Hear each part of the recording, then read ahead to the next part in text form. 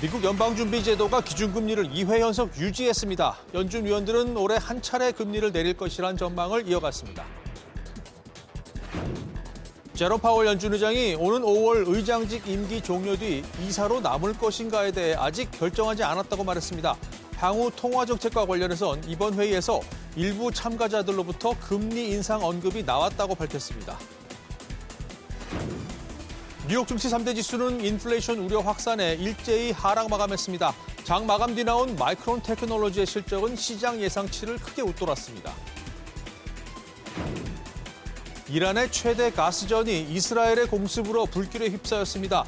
전쟁 발발 이후 이란 에너지 생산 시설이 피격된 것은 이번이 처음으로 이란 혁명 수비대는 걸프국 에너지 인프라에 대한 광범위한 보복을 예고했습니다. 트럼프 미국 대통령은 이란 전쟁이 마무리된 뒤 호르무즈 해협 안보를 실제 이용하는 국가들이 책임지도록 하는 방안을 언급했습니다. 그러면서 자신의 파병 요구에 반응 없는 동맹 중 일부가 서둘러 움직이기 시작할 것이라고 주장했습니다. 여러분 안녕하십니까? 3월 19일 목요일 모닝벨 시작합니다. 이슈가 넘쳐나는 아침입니다. 미 연준 FOMC 회의 결과에 또 악화일로로 치닫고 있는 이란 전쟁, 그에 따른 유가 상승과 인플레이션 우려까지 대응해야 할 변수들이 많습니다. 특히 밤사이 나온 미국의 지난달 생산자 물가와 이란 가스전 피격 소식과 맞물려서 이번 FOMC 회의에서 금리 인상 논의가 있었다는 것이 시장의 우려를 키웠습니다. 오늘 모닝벨은 특보로 진행합니다. 네, 그럼 FOMC 회의 결과부터 자세히 알아보겠습니다. 취재 기자 연결합니다. 윤지혜 기자. 네, 윤지혜입니다. 기준금리는 예상대로 유지됐죠? 네, 현지 시간 18일 미국 연방준비제도가 연방공개시장위원회 정례 회의에서 찬성 11표, 반대 1표로 현재 기준금리 3.5에서 3.75%를 유지하기로 결정했습니다. 연준은 발표문에서 중동 상황 전개가 미국 경제에 갖는 함의가 불확실하다면서 중동 사태에 대한 판단은 이르다고 평가했습니다. 이는 지난 1월 발표문에는 없던 표현으로 이란 전쟁 여파로 국제 유가가 급등하면서 인플레이션 경로가 다시 흔들릴 가능성을 반영한 겁니다. 연준은 다만 올해 말 기준금리 중간값을 3.4%로 예측해 지난해 12월 전망과 같은 수준을 유지했습니다. 이는 연내 한 차례 금리 인하를 시사한 것으로 해석됩니다.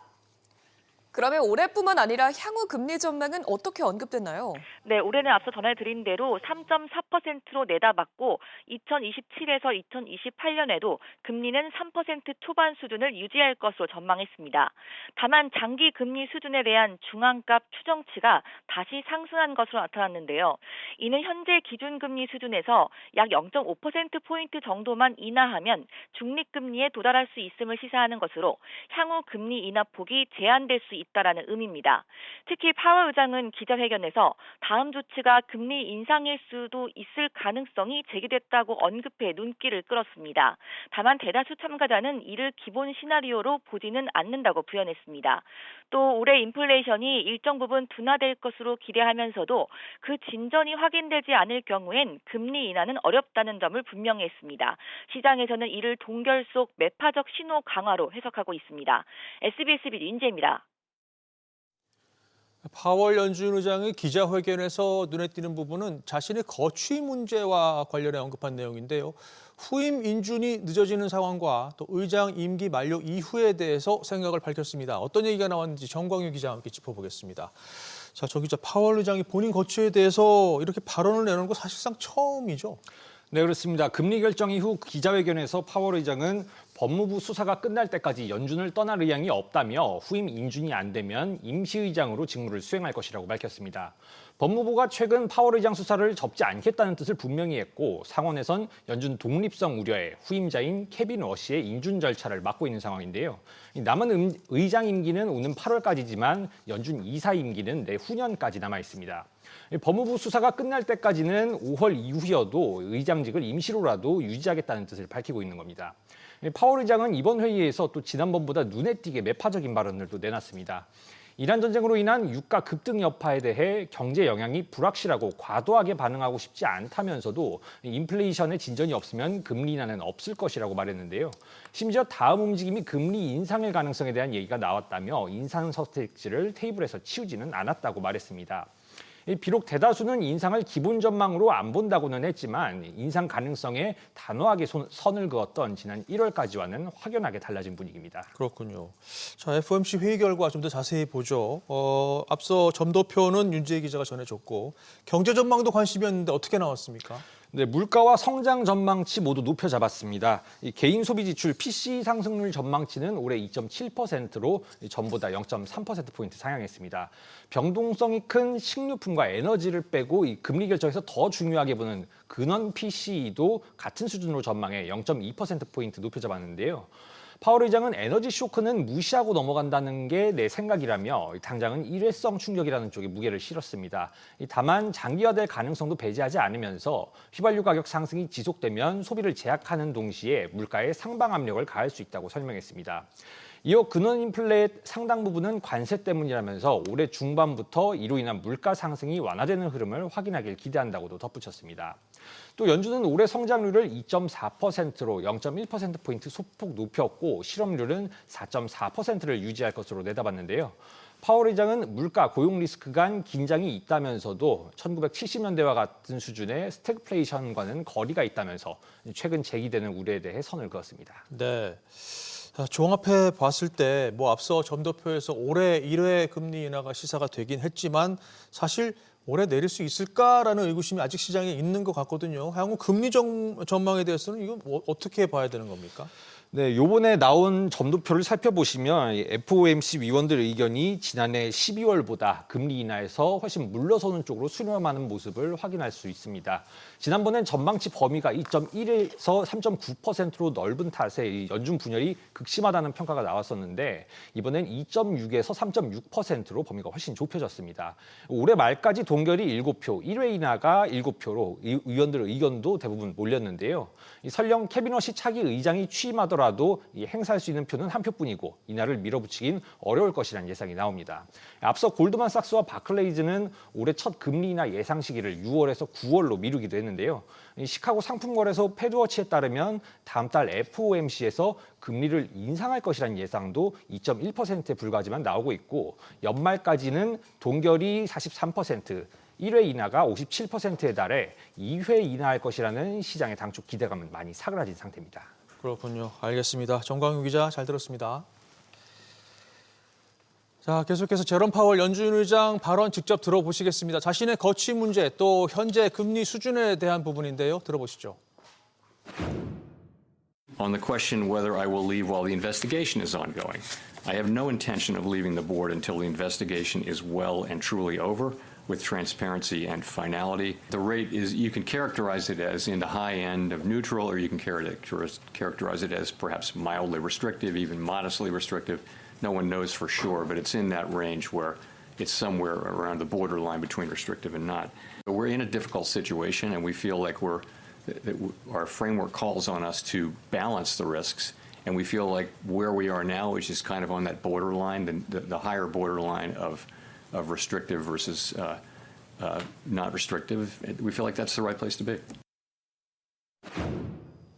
예상했던 대로 3월 FOMC에서 금리는 동결됐지만 파월 의장이 이란 전쟁과 불확실한 관세 정책으로 인플레이션에 대한 우려를 표명하면서 연내 금리 인하에 대한 기대감에 제동이 걸렸습니다.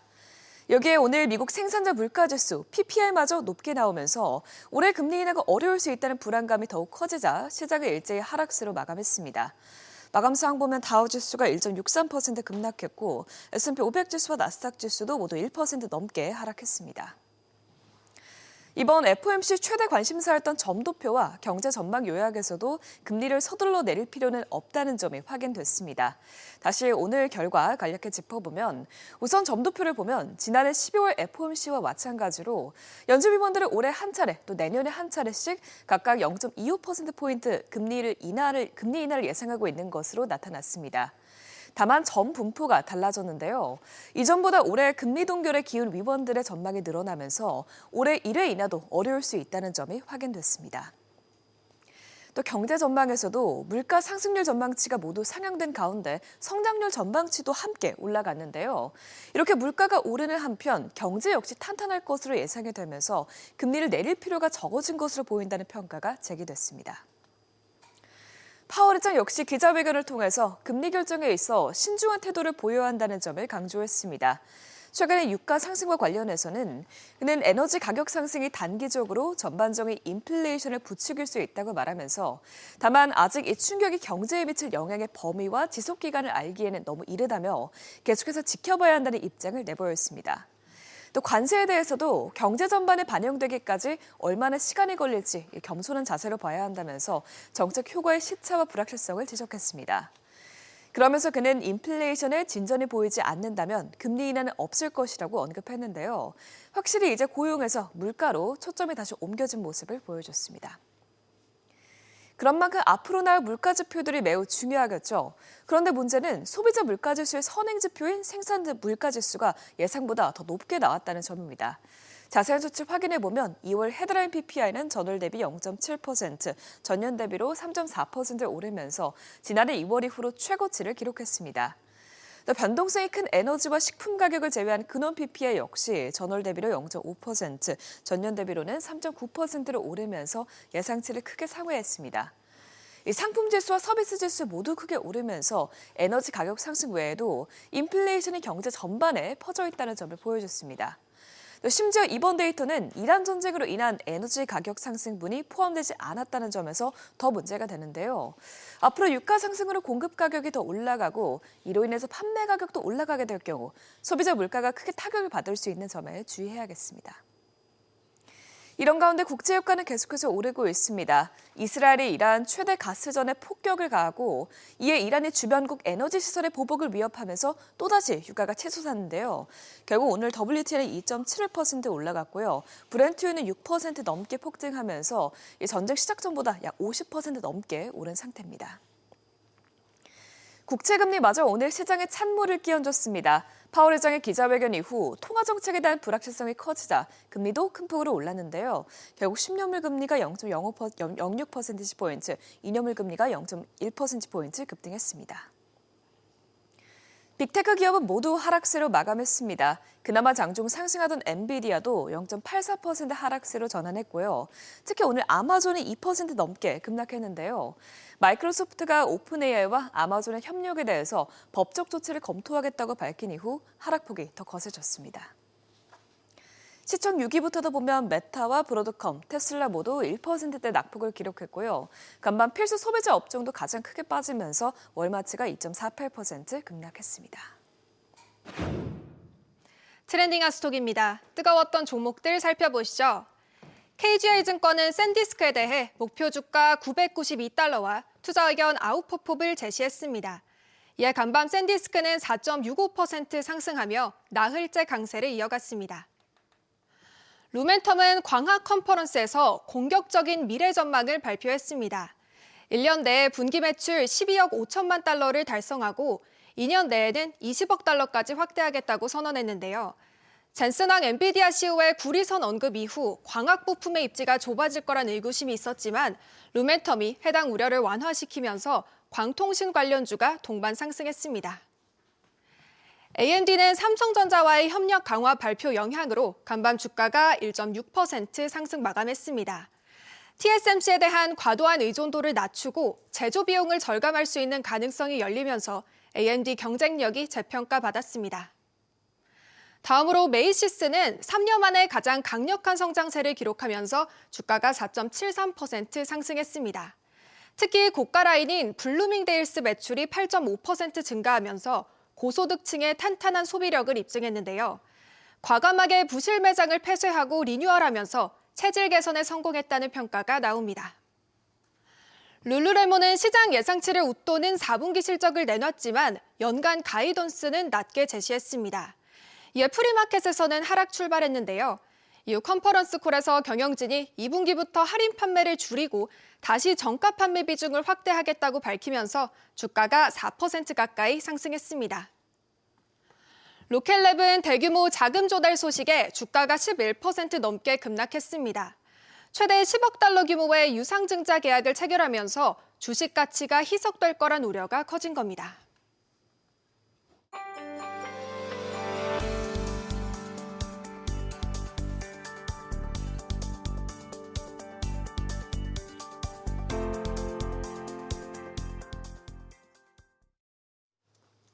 중동 상황도 자세히 알아보겠습니다. 이스라엘이 이란의 최대 가스전을 공습하면서 이 사태가 악화열로 치닫고 있습니다.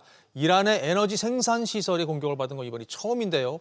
이란은 주변국 에너지 인프라에 대한 보복 공격에 나서는 모습입니다. 자세한 상황 알아보겠습니다. 김성훈 기자. 네, 김성훈입니다. 에너지 시설로 전선이 확대됐어요. 네, 그렇습니다. 현지 시간 18일 이란 매체들은 최대 가스전인 사우스 파르스 그리고 이와 직결된 남서부 해안 아살루에의 천연가스 정제시설 단지가 이스라엘의 폭격을 받았다고 전했습니다. 이로 인해 가스전의 일부 관구에 화재가 발생해 가동이 중단됐습니다. 이스라엘이 테헤란의 연료 탱크를 공격한 적은 있지만 이란의 에너지 생산 시설을 공격한 것은 처음인데요. 미 언론들은 소식통을 인용해 미국은 이스라엘의 공격 계획을 통보받았을 뿐 직접 작전에 참여하진 않았다고 전했습니다. 마수드 페제스키안 이란 대통령은 소셜미디어를 통해 이번 공격은 상황을 더욱 복잡하게 만들 것이며 그 파장은 전 세계를 휩쓸 통제불능의 결과를 초래할 수 있다고 경고했습니다. 이란 혁명수비대는 즉각 주변 걸프국들을 대상으로 한 보복을 예고했는데요. 이후 카타르 수도 도하에서 북쪽으로 70km 떨어진 라스라판 지역 에너지 시설들이 이란 공격으로 광범위한 피해를 입으면서 이란의 보복이 시작됐음을 알렸습니다. 이 지역은 전 세계 액화 천연가스 LNG 공급량의 약 20%를 차지하는 핵심 거점인 만큼 에너지 공급 차질이 더 악화될 것으로 우려됩니다. 네, 이런 와중에 또 트럼프 대통령은 호르무즈 해협 파병 관련해서 재차 압박에 나섰죠. 네, 트럼프 대통령은 자신의 소셜미디어를 통해 미국이 테러 국가 이란의 잔재를 제거해버리고 이른바 그 해협의 책임을 이용 국가가 지도록 하면 어떤 일이 일어날지 궁금하다고 적었는데요. 그러면서 그렇게 되면 우리의 반응 없는 동맹 중 일부가 서둘러 움직이기 시작할 것이라고 강조했습니다. 호르무즈 해협을 통한 원유 수입 비중이 높은 우리나라와 일본, 유럽 등을 겨냥해 안보에 책임을 지라고 압박한 것으로 보입니다. SBS 비즈 김성훈입니다. 이란 정권의 핵심 인사들을 제거한 이스라엘이 이번에는 이란 정보부 장관을 표적 공습해 암살했다고 밝혔습니다. 이스라엘 카츠 국방장관은 현지 시간 18일 밤사이 감행된 테헤란 공습으로 에스마일 하티브 이란 정보부 장관이 사망했다고 발표했습니다. 카츠 장관은 또 추가적인 중대 기습이 있을 것이라고 예고했습니다. 마수드 페제시키안 이란 대통령은 하티브 정보부 장관의 사망을 공식 확인했습니다. 트럼프 미국 대통령이 이란의 핵 무기용 물질을 탈취하거나 파괴하는 방안을 검토하는 듯한 모습이 관측되고 있다고 뉴욕타임즈가 보도했습니다. 신문은 트럼프 대통령이 이를 위해 지상군 투입을 고민하고 있으며 이는 미군의 현대 군사작전 가운데 가장 위험할 것이라는 평가가 나온다고 전했습니다. 트럼프 대통령이 현재 진행 중인 군사공격의 정당성을 거듭 주장해왔는데 작전이 성공할 경우 승전 선언의 명분이 될 수 있다고 뉴욕타임즈는 분석했습니다. 이란 전쟁에 따른 중동 상황 악화로 국제유가가 다시 가파른 상승 곡선을 그리자 미국 정부가 대응 조치를 내놓겠다고 예고했습니다. 로이터 통신에 따르면 제이디 벤스 미국 부통령은 현지 시간 18일 상승하는 유가 문제를 다루기 위해 두 가지 조치를 24시간에서 48시간 안에 발표할 것이라고 말했습니다. 외신이 주목한 주요 이슈들 짚어보겠습니다. 메모리 업계 풍향기 역할을 하는 마이크론의 실적부터 살펴보죠. AI 훈풍을 타고 어닝 서프라이즈를 올렸습니다. 매출과 주당 순이익 모두 예상치를 크게 넘어섰는데 특히 매출은 전년 대비 3배 가까이 뛴 238억 달러를 찍으면서 사상 최대 역대급 분기를 보냈습니다. 전망도 좋습니다. 사측은 이번 분기 매출이 335억 달러에 달할 걸로도 내다봤는데 최근 차세대 고대역포 메모리 HBM 양산 출하 소식을 전하면서 엔비디아 탈락설을 일축했고 주가 역시 올 들어서만 60% 넘게 올라 시총 5천억 달러를 돌파할 만큼 좋은 흐름 타고 있습니다. 월가의 눈높이도 연일 높아져 목표가는 500달러를 훌쩍 넘겼는데 자세한 분석은 잠시 뒤 2부 비즈나우 코너에서 짚어보겠습니다. 트럼프 행정부가 널뛰는 유가를 잡기 위해 100년 묵은 법안까지도 꺼내 들었습니다. 미국 항구 사이를 오갈 때 미국산 선박 사용을 의무화하는 존스법을 2달간 면제하기로 했는데요. 이렇게 되면 외국 선박도 에너지 제품을 나를 수 있게 됩니다.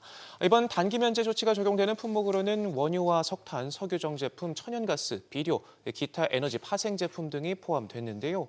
중간 선거를 앞두고 발등에 불이 떨어진 상황에서 그만큼 이번 사태가 안방 경제에 미친 영향이 얼마나 심각한지를 여실히 보여주는 대목이기도 합니다. 산업계 소식으로 넘어가 보죠. 엔비디아가 애타게 기다려온 중국 수출 문이 드디어 열린 듯 보입니다. 젠슨항 CEO는 수출 허가를 여럿 확보했고 주문도 크게 늘었다면서 H100칩 생산 라인을 다시 가동하기 시작했다. 생산이 재개됐다는 소식을 전했는데요. 불과 2주 전과 비교하면 상황이 완전히 달라졌다고도 말했는데 이번 GTC 행사에서 큰 주목을 받은 최신 추론칩이 그로까지도 중국 시장에 공급하기 위한 준비에 나선 걸로 전해집니다. 마이크로소프트와 오픈 AI 사이 갈등의 골이 깊어지고 있습니다. 이번엔 아마존과 맺은 500억 달러 규모의 클라우드 계약이 도마에 올랐는데요. 마이크로소프트는 이 거래가 자사의 독점 클라우드 협력 구조를 침해할 수 있다. 법적 대응을 검토하고 나섰습니다. 이에 오픈 AI와 아마존 측은 기존 계약을 우회하는 방식으로 시스템을 구축하고 있다. 충돌 소지가 없다 맞서고 있습니다. 이번 갈등은 달라진 마이크로소프트와 오픈 AI 간 관계를 여실히 보여주고 있는데 만약 분쟁이 실제 법정으로 이어지게 되면 올해로 예정된 오픈 AI의 역대급 기업 공개 로드맵에도 차질이 생길 수 있다는 전망이 나옵니다. 메타가 한때 사명까지 바꿔가며 올인했던 메타버스 사업에서 완전히 손을 떼는 모양새입니다. 자사 가상현실 헤드셋 퀘스트에서 호라이즌 월드 서비스를 중단하기로 했는데요. 다만 PC 버전과 스마트폰 서비스는 계속 운영할 방침입니다. 지난해 스마트 환경을 중심으로 사업을 새로 꾸리면서 관련 인력과 투자를 대폭 줄이고 있는데 올 들어서 리얼리티 랩 부스에서 1000여 명을 내보내고 VR 콘텐츠 스튜디오를 폐쇄하기도 했습니다. 다행히도 아픈 손가락인 메타버스 대신 택한 이 스마트 안경은 없어서 못 팔 만큼 시장의 호평을 받고 있는데요. 판매량도 3배 넘게 뛰면서 만년 적자에 시달리던 VR 사업부의 구멍도 빠르게 메꿔나갈 만큼 스마트폰의 뒤를 이을 차세대 AI 디바이스에 힘을 싣고 있습니다. 10년 넘게 이어진 코인 규제 논쟁의 마침표가 찍혔습니다. 미국 증권 당국이 비트코인을 비롯한 주요 가상자산을 증권이 아닌 디지털 상품으로 규정했는데요. 한마디로 코인은 발행사의 경영 활동이 아니라 시장 수요와 공급에 따라 가격이 형성되는 자산이라는 의미입니다. 그동안 가상자산을 사실상 증권으로 간주해 규제를 쏟아내던 당국의 시각이 달라졌다는 평가가 나오는데 허들이 내려오면서 업계선 제도권 자금이 시장으로 유입될 가능성이 더 커졌다 보고 있고요. 앞으로 당국의 직접적인 규제 대상은 토큰화된 주식이나 국채 등을 의미하는 이 디지털 증권이 될 것이란 분석도 나오고 있습니다. 지금까지 외신 헤드라인이었습니다.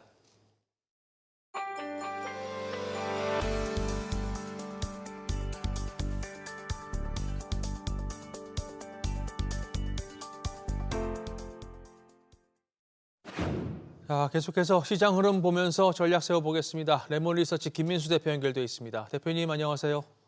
네, 안녕하십니까.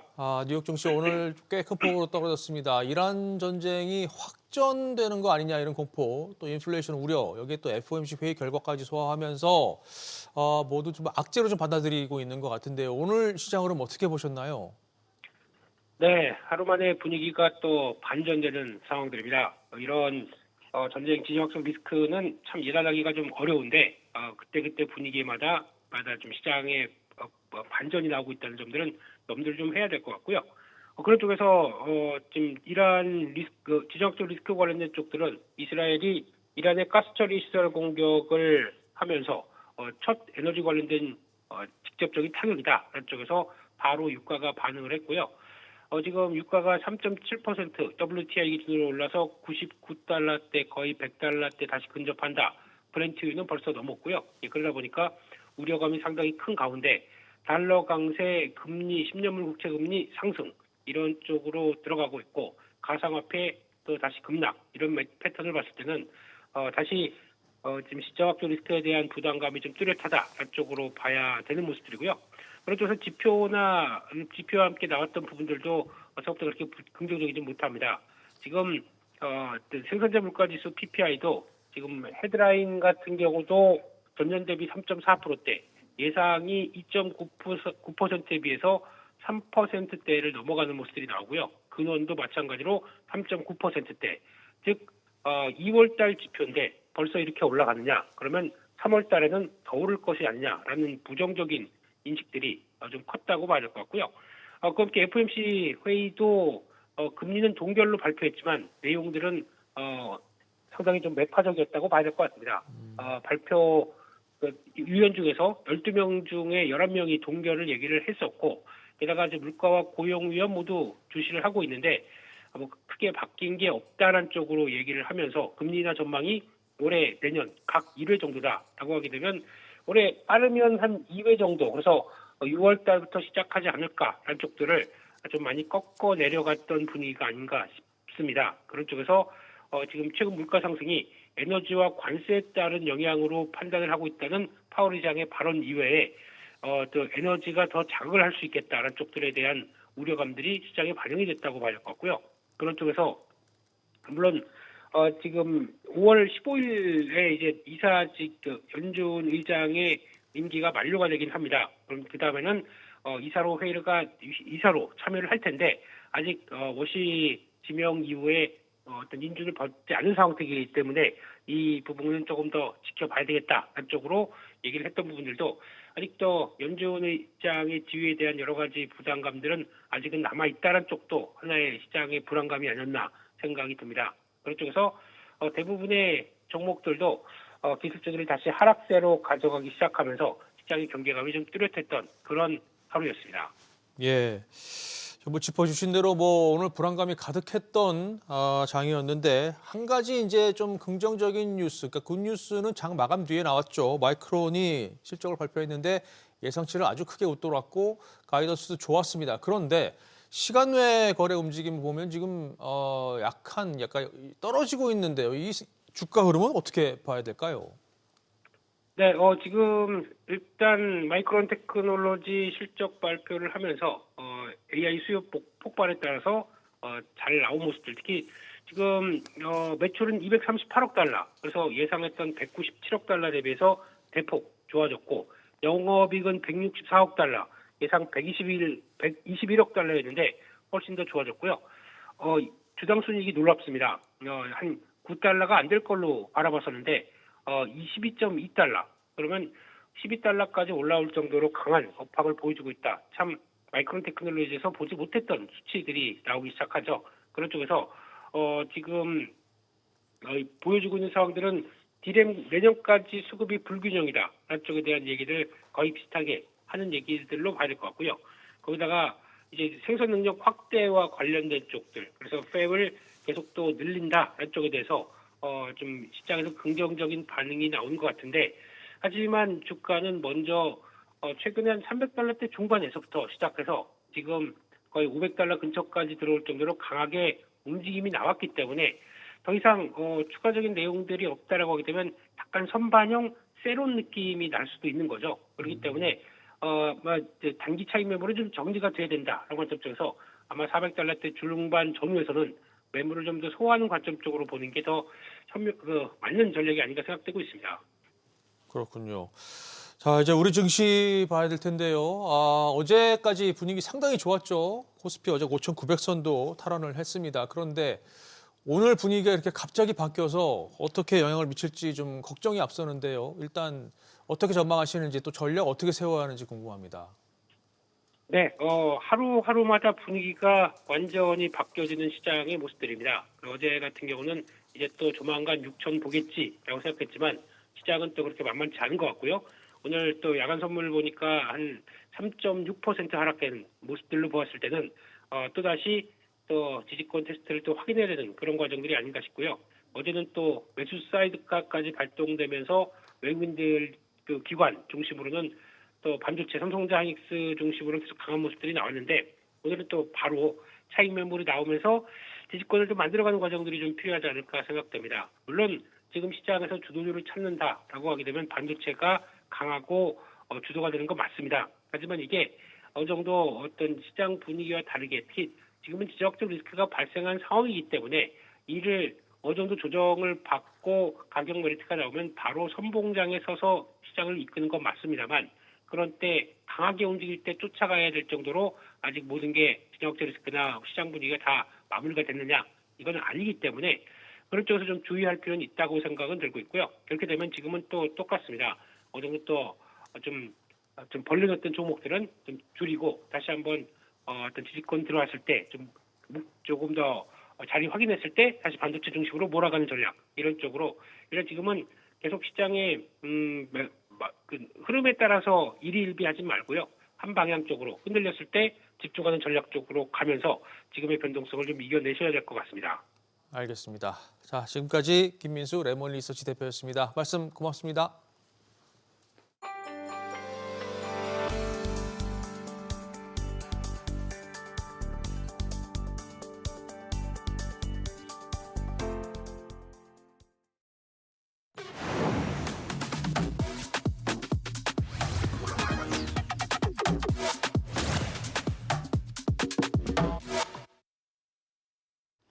애프터마켓까지 정리해드립니다. 국제유가가 널뛰기를 반복하면서 시장의 시선이 상대적으로 안정적인 에너지원인 원전주로 빠르게 옮겨가고 있습니다.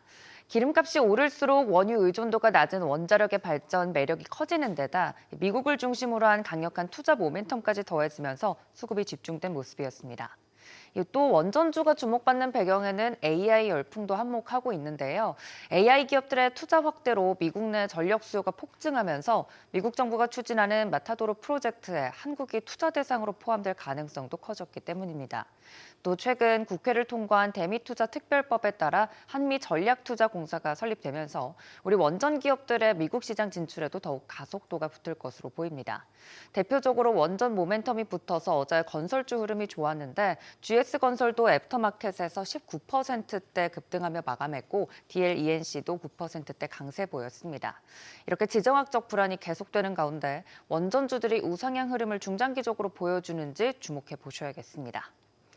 어제 코스피는 미국발 훈풍에도 반도체 대형주를 중심으로 상승하면서 5,900선을 재탈환했습니다.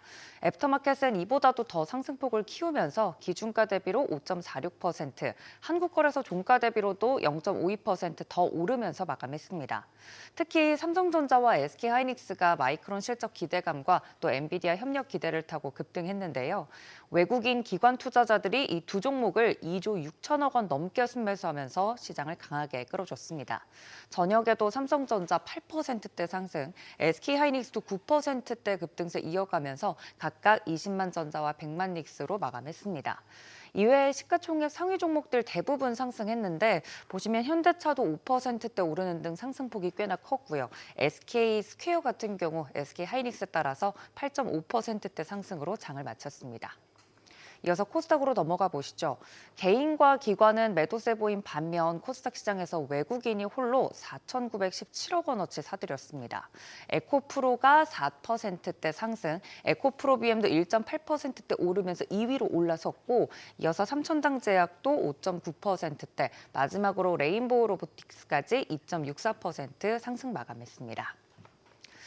앞서 뉴욕 증시 이슈들을 많이 소화해야 되는 국내 증시 오늘장 과연 출발 흐름은 또 어떨지 잠시 후 프리마켓 통해서 종목들 미리 살펴보시죠. 애프터마켓 리뷰였습니다.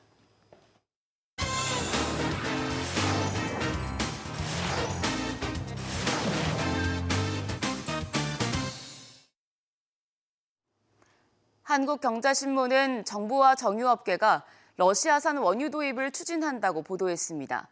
SK에너지와 GS칼텍스, S오일, HD현대오일뱅크 등 정유 4사 고위 임원들은 지난 13일부터 사흘간 산업통상부와 잇따라 회의를 열어 러시아산 원유를 도입하는 방안을 논의했습니다. 호르무즈 해협이 봉쇄되기 직전 출발한 마지막 유조선 한 척이 다음 주 들어오는 만큼 새로운 수입처를 확보하기 위한 조치입니다. 그만큼 공급 상황이 심각해 정유사들이 국내 수요를 맞추려면 수출 물량을 80% 가까이 줄여야 한다는 분석도 나옵니다. 정부는 이와 함께 아랍에미리트에서 1,800만 배럴의 원유를 추가로 도입하기로 했습니다. 매일경제신문은 국내 상장사 10곳 중 3곳에서 경영진이 월급을 받지 못한 채 일하는 상황이 벌어질 수 있다고 보도했습니다. 최근 대법원이 주주총회 안건 가운데 이사진 보수 한도는 대주주를 제외하고 발행 주식 총수의 25% 이상, 출석 주주 과반이 찬성해야 한다고 판단한 바 있습니다. 이로 인해 소액 주주가 이사 보수 한도를 반대하는 경우는 물론이고 주주들이 주총에 참석하지 않을 경우 의결 정족수를 채우기 어려운 상황에 봉착한 겁니다. 한국상장회사협의회 설문 결과 국내 유가증권 시장 상장사의 주총 평균 참석률은 56.5%에 불과한 것으로 추정됐습니다. 여기에 최대 주주가 이사로 있는 1,104개 기업 가운데 특수 관계인만의 결의로 보수 한도 승인이 가능한 곳은 332개뿐인 것으로 집계됐습니다. 한국경제신문은 한국이 선진국에 진입한 뒤 잊혀진 엔겔 개수가 다시 주목받고 있다고 보도했습니다. 소비 지출에서 식비가 차지하는 비중을 나타내는 엔겔 개수가 지난해 31년 만에 30%를 넘어섰습니다. 고령화와 경기 부진으로 전체 소비는 위축됐는데 식료품과 외식 물가가 올라 식비 지출은 늘어났기 때문입니다. 2019년부터 지난해까지 6년간 한국 가계의 가처분 소득은 29.4%, 소비 지출은 24.5% 늘어났는데 식비 지출은 35.4% 증가했습니다. 얇아진 지갑에도 외식과 배달을 줄이지 않는 등 생활 양식이 변한 것도 영향을 끼친 것으로 분석됩니다. 매일경제신문은 국민 혈세가 투입되지만 공공기관으로 지정되지 않은 그림자 기관이 180여 개에 이른다고 보도했습니다. 재정경제부가 발표한 정부 지정 공식 공공기관 342개에 정부에서 새로 파악한 공공기관 183개를 더해 현재 전체 공공기관 수는 525개로 집계됐습니다. 미지정기관에도 예산이 투입되고 있지만 정부는 그동안 자산 규모나 직원 수 등이 기준에 미달한다는 이유로 공공기관 통계에서 제외해왔습니다. 정부가 이들을 사실상 공공기관 개혁 대상에 포함하기로 하면서 지출 구조 조정, 기관 통합, 지방 이전 재편 작업의 규모와 폭이 커질 것으로 보입니다. 동아일보는 서울 외곽에서도 일부 단지는 공시가격이 30% 가까이 인상된 사례가 이어지고 있다고 보도했습니다. 한국부동산원에 따르면 강서구 가양 6단지 전용 면적 59제곱미터의 올해 공시가격은 6억 5,800만 원으로 지난해보다 29.78%가 올랐습니다. 강서구 평균 공시가격 상승률보다 3배 가까이 높은 수준입니다. 관악구와 구로구 등도 상황은 비슷합니다. 단지별로 집값이 벌어지면서 공시가격 격차도 커진 영향입니다. 다주택 집주인들이 보유세 부담을 피하기 위해 서울 외곽에서도 집을 내놓으며 매물이 증가할 수 있다는 전망이 나옵니다. 마지막으로 경향신문은 지난달 청년 실업률과 고용률이 코로나 팬데믹 이후 최악을 기록했다고 보도했습니다. 2026년 2월 고용 동향에 따르면 청년 취업자 수는 전년 대비 14만 6천 명 감소했습니다. 취업자 수 감소가 인구 감소를 앞지르면서 청년 고용률은 43.3%로 1년 새 1%포인트 하락했습니다. 구직 활동을 하지만 일자리를 잡지 못한 비율인 청년 실업률은 7.7%로 5년 만에 가장 높았습니다. 인공지능 확산으로 기업이 신규 고용을 줄이면 청년들의 설 자리가 더 좁아질 것이란 우려가 나옵니다. 지금까지 조간 브리핑이었습니다.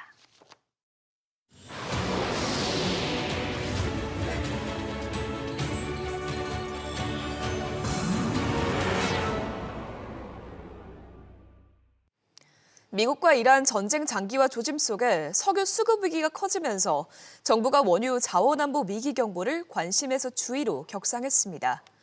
비축유 방출과 추가 물량 확보 등 대응 수위도 한층 높아지고 있는데요. 우영준 기자와 자세히 짚어보겠습니다. 전쟁이 끝날 조짐을 보이지 않으면서 이 위기 경보가 한 단계 올라갔습니다. 네, 그렇습니다. 자원 안보 위기 경보는 관심과 주의, 또 경계, 심각 이렇게 4단계로 나뉘는데요. 이번에는 중동 사태로 인한 원유 수급 불안이 실제 시장에 반영되기 시작하면서 경보 단계가 관심에서 주의로 한 단계 상향됐습니다. 정부는 산유국 생산 소송 차질과 함께 브렌트유 가격이 단기간에 40% 급등한 점을 주요 판단 근거로 들었습니다. 주의 단계부터는 정부가 비축유 방출 준비에 착수할 수 있는 만큼 비축유 방출도 본격 검토되고 있습니다. 우리나라에 배정된 2,246만 배럴 대상으로 방출 시기와 규모를 조율 중인데요. 산업통상부는 정유사 재고와 국내 수급 상황을 종합적으로 보면서 구체적인 실행 계획을 결정하겠다고 밝혔습니다. 이와 함께 국제 공동 비축 우선 구매권을 활용하고 대체 수입선을 확보해 공급을 최대한 늘리는 한편 공공부문부터 에너지 절약 조치를 시행해 필요할 경우 민간까지 수요 감축 조치를 확대하는 방안도 검토하고 있습니다. 네, 또 그러다 보니 청와대에서는 아랍에미리트를 통한 이 긴급 도입도 추진 중이라고요. 네, 그렇습니다. 강훈식 대통령 비서실장은 대통령 특사 자격으로 UAE를 방문한 다음에 원유 1,800만 배럴을 긴급 도입하기로 했다 이렇게 밝혔습니다. 구체적으로는 UAE 국적 선박 3척을 통해 600만 배럴, 우리 국적선 6척을 통해 1,200만 배럴을 들어올 예정입니다. 여기에 앞서 확보한 600만 배럴까지 더하면 총 2,400만 배럴 규모로 늘어나게 됩니다. 당 실장은 또 UAE로부터 최우선 공급 약속을 받아 필요할 경우 언제든 추가 구매가 가능하도록 UAE 측과 협의했다고 밝혔습니다. 양국은 조만간 원유 공급망 협력과 관련한 양해각서 체결도 추진할 계획입니다. 네, 일단은 숨통이 좀 트이게 될 것 같네요. 그럼 다른 소식도 좀 짚어보면 어제 자본시장 간담회가 있었는데 이 증시 체절 개선을 위한 대책들이 나왔죠. 네, 그렇습니다. 어제 이재명 대통령 주재로 열린 자본시장 간담회에서는 중복 상장과 저평가 문제로 둘러싼 강도 높은 지적이 나왔습니다. 직접 들어보시겠습니다. 벌써 상장돼 있는 거래하고 있는데 거기서 뭘 또 일부 떼가지고 또 상품을 만든다든지 이런 중복 상장 문제도 그렇고 PBR 주당 순자산 비율이 0.34밖에 안 돼가지고 당장 청산해도 그 사모아가지고 청산하는 게 훨씬 한 2배 정도 남는 이런 상황도 비정상이잖아요. 이에 금융위원회는 모회사와 자회사 동시상장을 원칙적으로 금지하고 예외적으로만 허용하기로 했습니다. 또 자산 대비 시장 평가가 과도하게 낮은 저평가 기업에 대해서는 반기마다 별도 리스트를 공개할 계획입니다. 주식거래 결정 기간과 관련해서는 현재 2영업일 체제에서 오늘 2027년 1영업일로 단축되고요. 또 이와 함께 코스닥 시장을 축구팀처럼 1부와 2부로 나눠 승강제로 운영하는 구조 개편 방안도 함께 추진됩니다. 네, 우영준 기자 잘 들었습니다. 오는 5월 삼성전자 노동조합이 2년 만에 총파업에 돌입합니다. 삼성전자 노조 공동투쟁본부는 지난 9일부터 실시한 쟁의행위 찬반 투표 결과 93.1%의 찬성률로 쟁의권을 확보했다고 밝혔습니다. 공동투쟁본부는 다음 달 집회 후 5월 총파업까지 투쟁을 이어간다는 계획입니다. 노조는 성과급 산정 기준 투명화, 성과급 상한 폐지, 임금 인상률 7% 등을 요구하고 있습니다. 취임 이후 처음으로 한국을 찾은 리사수 AMD CEO가 네이버 삼성전자와 협력을 약속했습니다. 리사수 CEO는 어제 오전 경기 성남의 네이버를 방문해 AI 인프라 협력을 위한 업무 협약을 맺고 네이버 AI 인프라 확충에 AMD의 그래픽 처리 장치 GPU를 활용하기로 했습니다. 이어 오후에는 삼성전자 평택 캠퍼스를 방문해 AMD 차세대 AI 가속기에 삼성전자의 고대역폭 메모리 HBM4를 공급받는 업무 협약을 체결했습니다. 오늘은 전국에 가끔 구름이 많은 가운데 오전에는 영하권의 쌀쌀한 날씨를 보이겠습니다. 아침 최저 기온은 영하 4도에서 영상 6도, 낮 최고 기온은 8도에서 16도 사이로 예보됐습니다. 강원 남부 동해안은 오전까지 약한 비가 내리는 곳이 있겠습니다.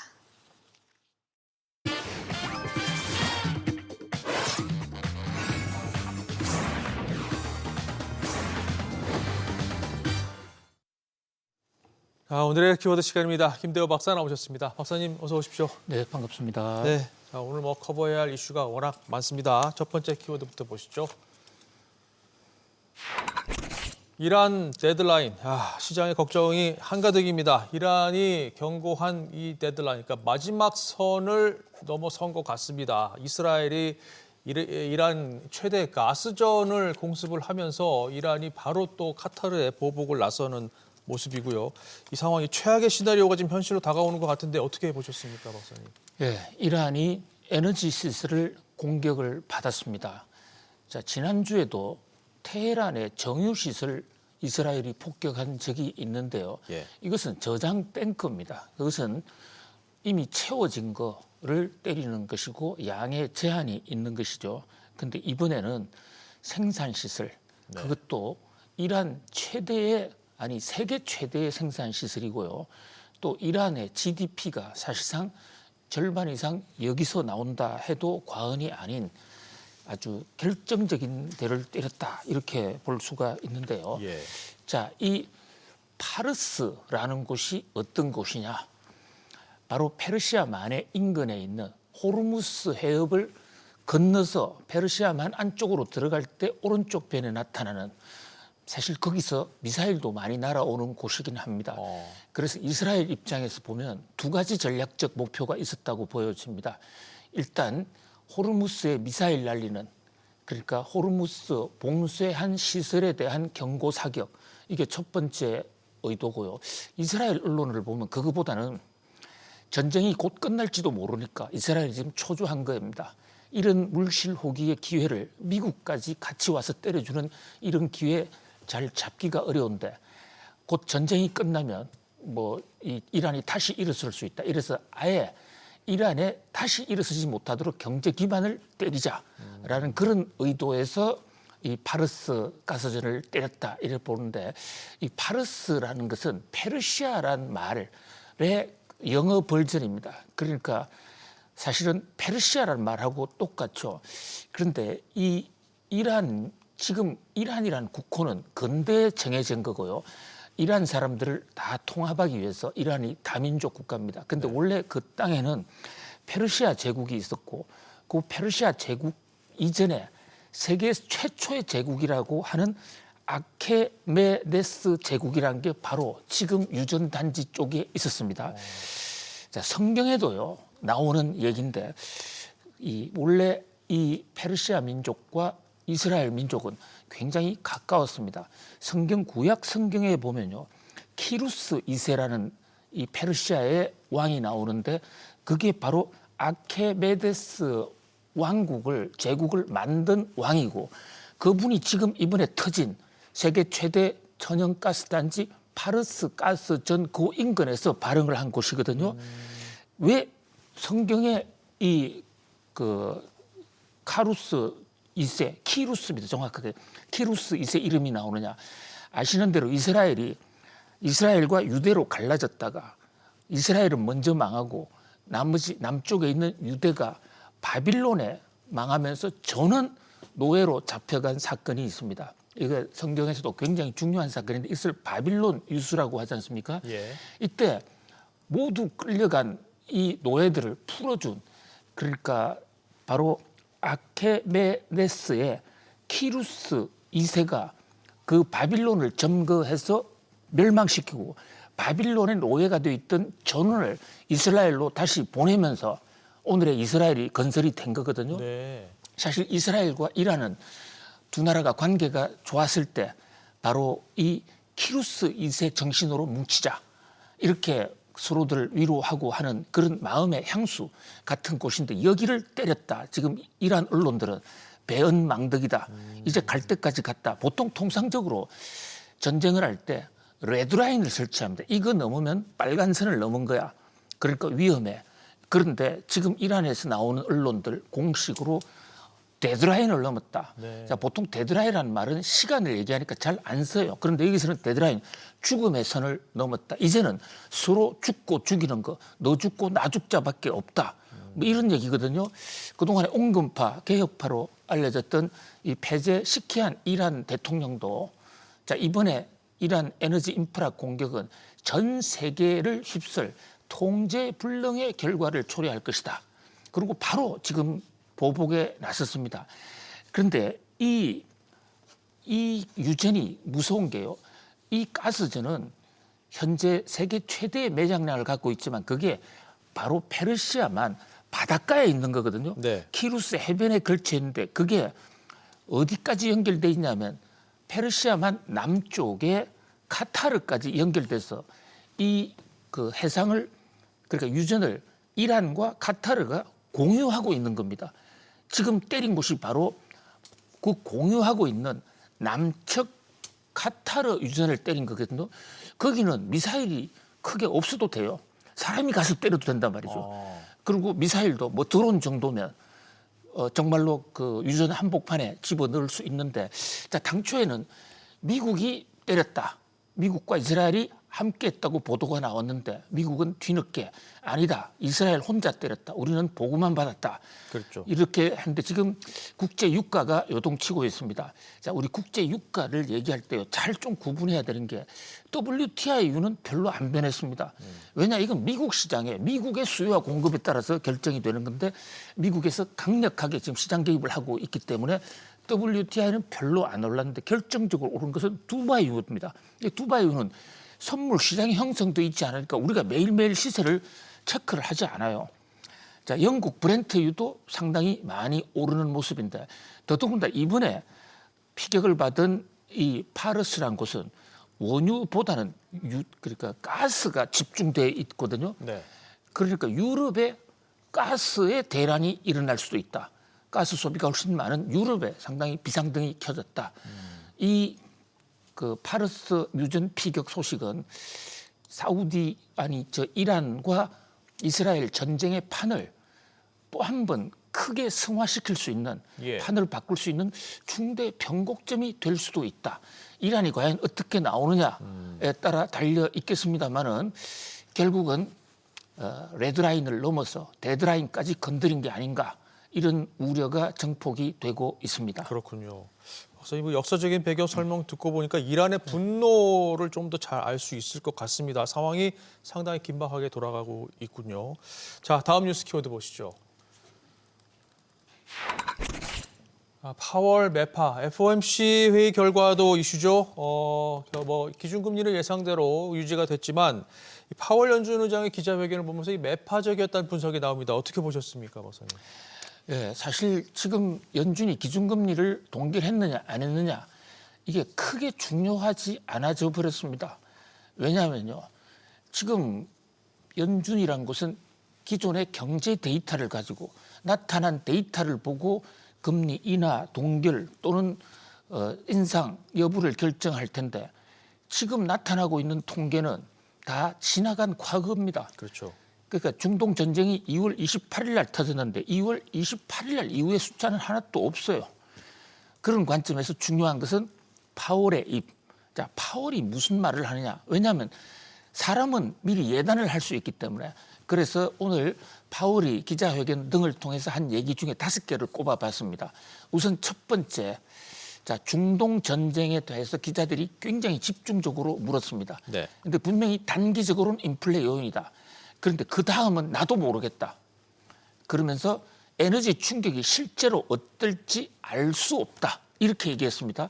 이 알 수 없다는 대목이 더 무서운 겁니다. 그다음에 세 번째, 물가 안 잡히면 금리 인하 없다. 자, 그동안에는 물가가 거의 잡혔다고 생각하고 정책을 해왔는데 이제는 나도 모른다. 근데 물가가 안 잡히면 금리 인하 없다. 그다음에 스태그플레이션에 대한 질문도 계속 있습니다. 이 대목에 대해서도 굉장히 조심스러운 반응을 보였는데요. 70년대식 스태그플레이션과는 차이는 있지만 그러나 현재 지금 그 징후, 그러니까 스태그플레이션이라는 게 물가가 같이 오르면서 경기가 침체되는 두 마리 토끼가 양방향으로 어긋나는 건데 그 대목에 대해서 고민은 있다라고 시인을 했습니다. 그러니까 이 대목은 현재 상황은 70년대와 같지는 않지만 우리 스태그플레이션도 고민하고 있다. 자, 이런 얘기고요. 또 하나 관심을 끄는 얘기는 내가 그냥 물러나지 않겠다라는 얘기입니다. 자, 제롬 파월 연준 의장은 임기가 2개가 있습니다. 하나는 의장으로서의 임기, 하나는 이사로서의 임기가 있는데 의장으로서의 임기는 5월 달에 끝나지만 이사로서의 임기는 안 끝나요. 그것은 아직 한참 남았습니다. 그런데 통상적으로 의장이 바뀌면 새로운 리더십을 위해서 기존의 의장은 좀 물러주는 그런 관행도 있었긴 했는데 뭐 현재까지는 자기의 사법 절차가 끝나지 않으면 물러나지 않겠다. 이것은 트럼프와 한판 붙겠다라는 뭐 사실 전쟁 선언으로 볼 수도 있고요. 또 지금 후임자가 인준 절차가 전혀 진행되고 있지 않습니다. 자, 지금 케빈 워시라는 그 차기 연준 의장 지명자 지금쯤이면 연준 의장에 대한 상원 청문회가 진행이 되어야 하는데 그건 접수만 해놓고 지금 하지 않고 있습니다. 이것은 공화당 내에 반발이 있기 때문인데요. 사법 절차가 끝나지 않으면 자신은 동의하지 않겠다라는 그런 지금 공화당 상원 의원들이 있습니다. 그런데 지금 법원에서는 제롬 파월을 기소하고 또 소환하는 것은 잘못됐다 해서 가처분 판정을 냈습니다. 그런데 검찰이 여기에 대해서 또 항소를 하는 바람에 사법 절차가 이어지고 있거든요. 그 상황에서는 자기는 검찰 수사까지 연준에 남겠다. 연준에 남는데 연준 의장이 안 오면 그럼 의장은 누구 하느냐?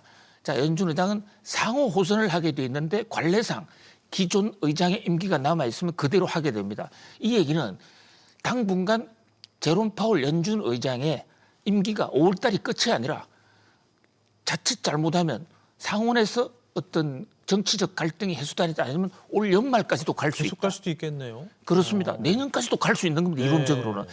그런 면에서 바로 파월 의장의 발언이 더 무게가 실리는데 여기서 지금 점도표 같은 것도요. 얼핏 보면 점도표가 똑같이 나왔습니다. 네. 그것은 올해 내년이고요. 점도표 중에서 인들 롱런이라는 점도표 제일 마지막 항목가 있습니다. 거기서는 금리가 올라갔어요. 이 얘기는 무슨 얘기냐면 중장기 중립 금리가 올라갔다. 그래서 앞으로 금리 인하 속도가 더 떨어졌다. 점도표 중간값은 올해 내년까지는 같은데 그 다음에 롱런의 점도표 그 금리 예상치는 올라가 버렸다. 종합적으로 제롬 파월이 좀 매파적 성향을 보이고 있는 데다가 지금 전쟁으로 인한 인플레 효과가 어떻게 될지 나는 모르겠다라고 했기 때문에 모든 가능성을 다 담고 있다. 이렇게 볼 수 있을 것 같습니다. 그렇군요. 알겠습니다. 자, 다음 이슈로 넘어갑니다. 키워드 보시죠.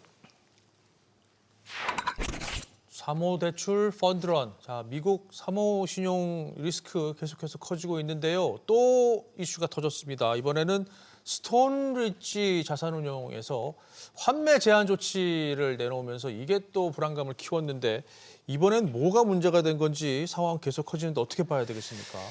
예, 또 한 마리의 바퀴벌레가 나타났다. 지금 뉴욕 증시에서는 이렇게 지금 보도하고 있는데요. 자, 바퀴벌레 얘기. JP 모간 월가의 황제라는 JP 다이먼 의장이 한 달 전에 했던 얘기죠. 예. 그때도 바로 이게 사모펀드 얘기였거든요.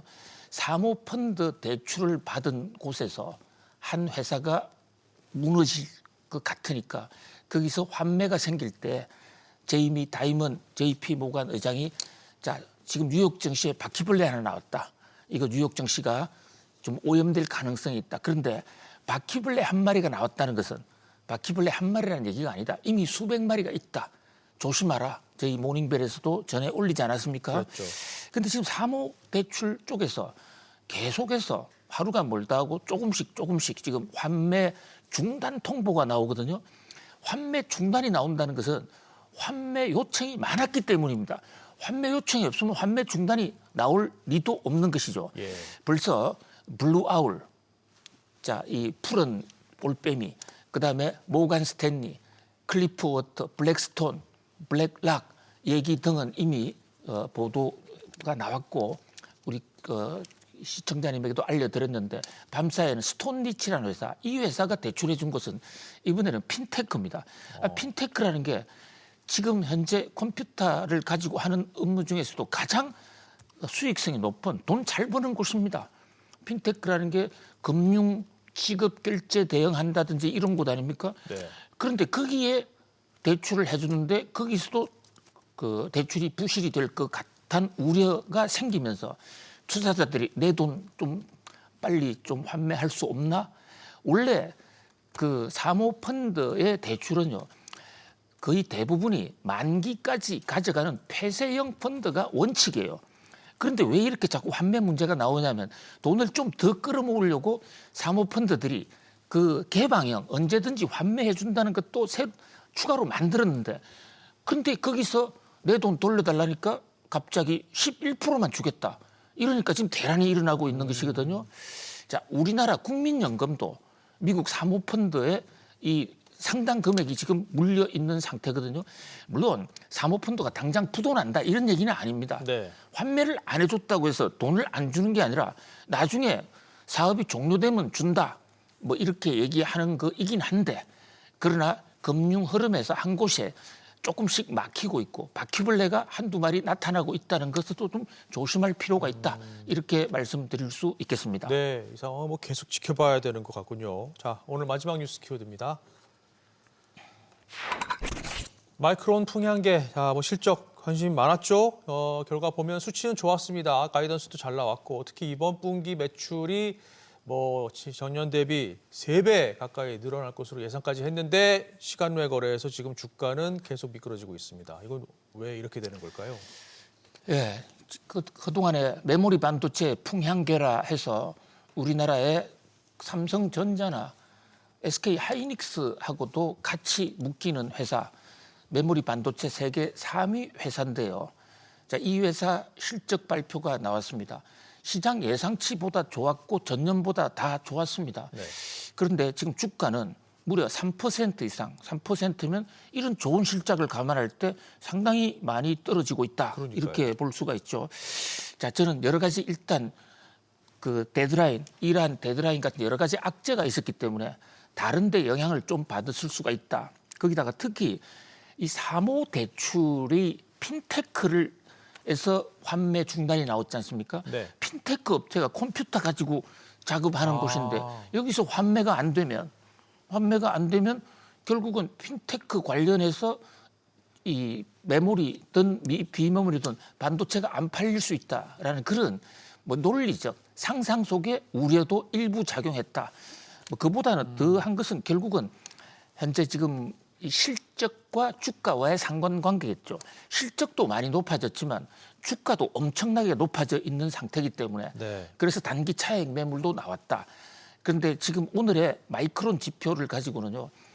주가가 지금 3% 떨어지고 있다 해서 반도체가 끝났다. 이렇게 단정하기는 좀 어렵고요. 장단기 현상이 복합적으로 돼 있고 그다음에 시장의 반응은 하루 이틀 좀 더 지켜볼 필요가 있겠습니다. 그렇군요. 알겠습니다. 자, 오늘 짚어본 뉴스 키워드 다시 한번 보시죠. 이란 데드라인, 파월 매파, 사모대출 펀드런, 그리고 마이크론 풍향계 이렇게 짚어봤습니다. 박사님 오늘도 잘 들었습니다. 고맙습니다. 감사합니다.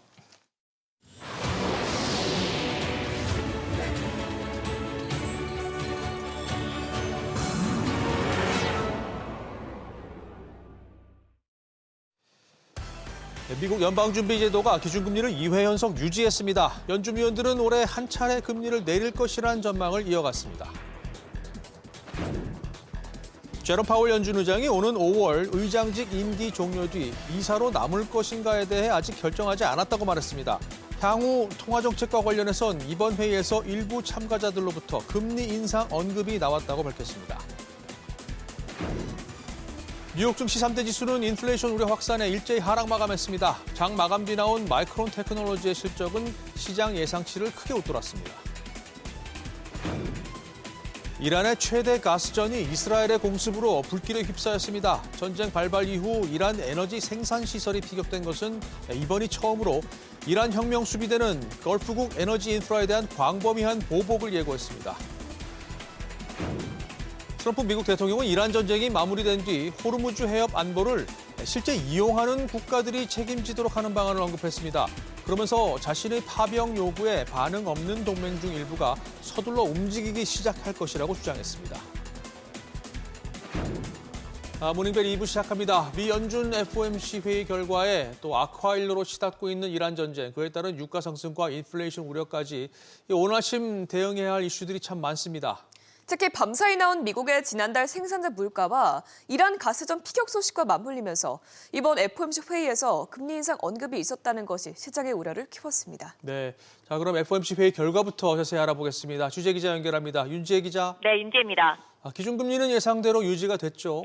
네, 현지 시간 18일 미국 연방준비제도가 연방공개시장위원회 정례 회의에서 찬성 11표, 반대 1표로 현재 기준금리 3.5에서 3.75%를 유지하기로 결정했습니다. 연준은 발표문에서 중동 상황 전개가 미국 경제에 가는 함의가 불확실하다면서 중동 사태에 대한 판단은 이르다고 평가했습니다. 이는 지난 1월 발표문에는 없던 표현으로 이란 전쟁 여파로 국제 유가가 급등하면서 인플레이션 경로가 다시 흔들릴 가능성을 반영한 겁니다. 연준은 다만 올해 말 기준금리 중간값을 3.4%로 예측해 지난해 12월 전망과 같은 수준을 유지했습니다. 이는 연내 한 차례 금리 인하를 시사한 것으로 해석됩니다. 그러면 올해뿐만 아니라 향후 금리 전망은 어떻게 언급됐나요? 올해는 전해드린 대로 3.4%로 내다봤고 2027년, 2028년에도 금리는 3% 초반 수준을 유지할 것으로 전망했습니다. 다만 장기 금리 수준에 대한 중앙값 추정치가 다시 상승한 것으로 나타났는데요. 이는 현재 기준 금리 수준에서 약 0.5%포인트 정도만 인하하면 중립금리에 도달할 수 있음을 시사하는 것으로 향후 금리 인하 폭이 제한될 수 있다는 의미입니다. 특히 파월 의장은 기자회견에서 다음 조치가 금리 인상일 수도 있을 가능성이 제기됐다고 언급해 눈길을 끌었습니다. 다만 대다수 참가자는 이를 기본 시나리오 으로 보지는 않는다고 표현했습니다. 또 올해 인플레이션이 일정 부분 둔화될 것으로 기대하면서도 그 진전이 확인되지 않을 경우 금리 인하는 어렵다는 점을 분명히 했는데요. 시장에서는 이를 동결 속 매파적 신호 강화로 해석하고 있습니다. SBS 비주 인재입니다. 자, 제롬 파월 연준 의장이 기자회견에서 눈에 띄는 부분은 이 자신의 거취 문제와 관련해 언급한 내용인데요. 후임 인준이 늦어지는 상황과 또 의장 임기 만료 이후에 대해서 생각을 밝혔습니다. 어떤 얘기가 나왔는지 정광윤 기자와 함께 짚어보겠습니다. 자, 지금 파월 연준 의장이 자신의 거취와 관련해서 이렇게 말을 한 거는 좀 상당히 이례적이라고 해야 될까요? 처음이죠. 네, 그렇습니다. 파월 의장은 금리 결정 후 기자회견에서 법무부 수사가 끝날 때까지 연준을 떠날 의향이 없다며 후임 인준이 안 되면 임시 의장 직무를 수행할 것이라고 밝혔습니다. 남은 의장 임기는 오는 5월 15일까지지만 케빈 워시 차기 의장 후보자가 제때 상원 인준을 받지 못하면 임시로 자리를 메꾸겠다는 건데요. 법무부가 파월 의장 수사를 접지 않겠다고 한 상황과 워시의 인준 지연 가능성을 고려한 발언으로 해석됩니다. 게다가 파월 의장의 연준 이사로서 임기는 오는 2028년 1월까지 남아 있습니다. 통상 연준 의장직을 마치면 자녀 임기와 상관없이 이사 자리에서도 내려오는 게 관례였는데요. 이 파월 의장의 경우엔 이사직 유지 여부에 대해 정해진 게 없다는 입장입니다. 예. 그리고 이제 발언 내용을 좀 종합을 해보면 인플레이션 관련해서 지난번 FOMC 회의에서 말한 내용과 이번에 조금 달라진 부분들이 많은 것 같아요. 네, 그렇습니다. 이 눈에 띄게 매파적인 발언들이 나왔습니다. 파월 의장은 이란 전쟁으로 인한 유가 급등 여파에 대해선 경제 영향이 불확실하고 과도하게 반응하고 싶지 않다면서도 인플레이션의 진전이 없으면 금리 인하는 없을 것이라고 말했는데요. 심지어 금리 인상 가능성도 제기했습니다. 파월 의장은 다음 움직임이 금리 인상일 가능성에 대한 얘기가 나왔다며 인상 선택지를 테이블에서 치우지는 않았다고 말했습니다. 비록 대다수는 인상을 기본 전망으로 안 본다고는 했지만 인상 가능성에 단호하게 선을 그었던 지난 1월까지와는 확연히 달라진 분위기를 보여줬습니다. 예. 자, 앞서 점도표 짚어봤고 파월 연준 의장 기자회견 내용도 좀 종합을 해봤는데 사실 경제를 어떻게 진단하고 있느냐도 관건이었잖아요. 경제 전망은 어떻게 나왔습니까? 네, 물가와 성장 전망 모두 높여 잡았습니다. 개인 소비 지출 PCE 상승률 전망치는 올해 2.7%로 전보다 0.3%포인트 상향했습니다. 이 변동성이 큰 식료품과 에너지를 제외하고 이 금리 결정에서 더 중요하게 보는 근원 PCE도 같은 수준으로 전망해 0.2%포인트 높였는데요. 파월 의장은 에너지 쇼크는 무시하고 넘어간다는 게 내 생각이라며 당장은 일회성 충격이라는 데 무게를 실었습니다. 다만 휘발유 가격 상승이 지속되면 소비를 제약하는 동시에 물가에 상박 압력을 가할 수 있다고 장기화 가능성에 대해서도 배제하진 않았습니다. 이어 근원 인플레이션의 상당 부분은 관세 때문이라면서 올해 중반부터 이로 인한 물가 상승이 완화되는 흐름이 확인되길 기대한다고 덧붙였습니다. 또 연준은 올해 성장률을 2.4%로 0.1%포인트 소폭 높였고 실업률은 4.4%를 유지할 것으로 내다봤는데요.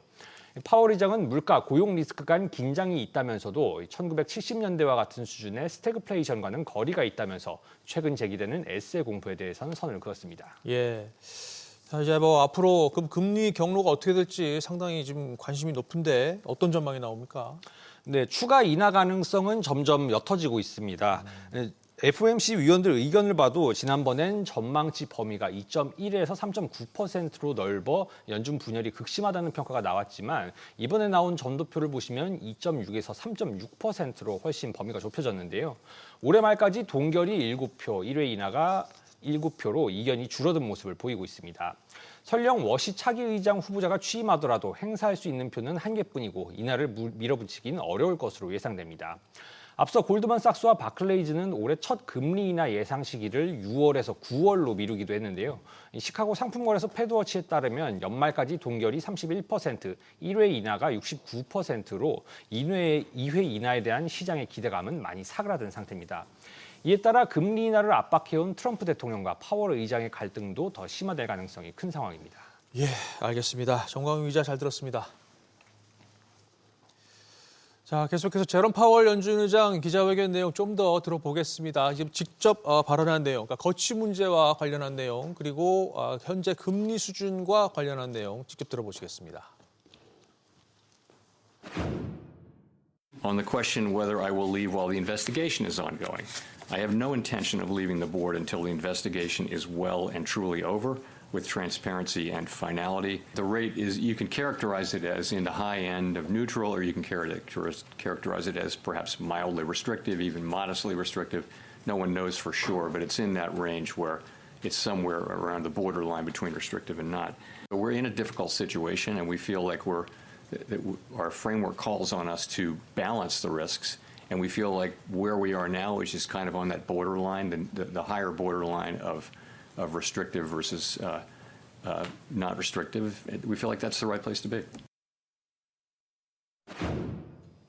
예상했던 대로 3월 FOMC에서 금리는 동결됐지만 파월 의장의 발언은 시장 전망보다 더 매파적이었습니다.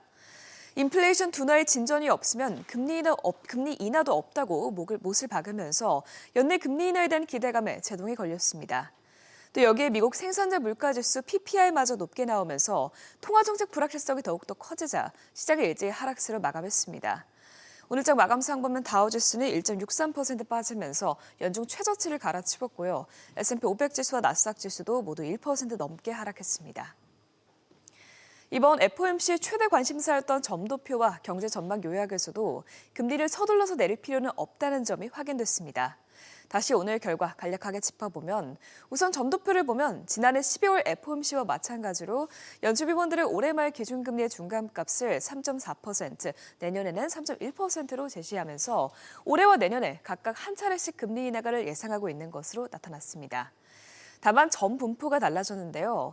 이전보다 올해 금리 동결에 기운 위원들의 전망이 늘어나면서 올해 1회 인하도 어려울 수 있다는 점이 확인됐습니다.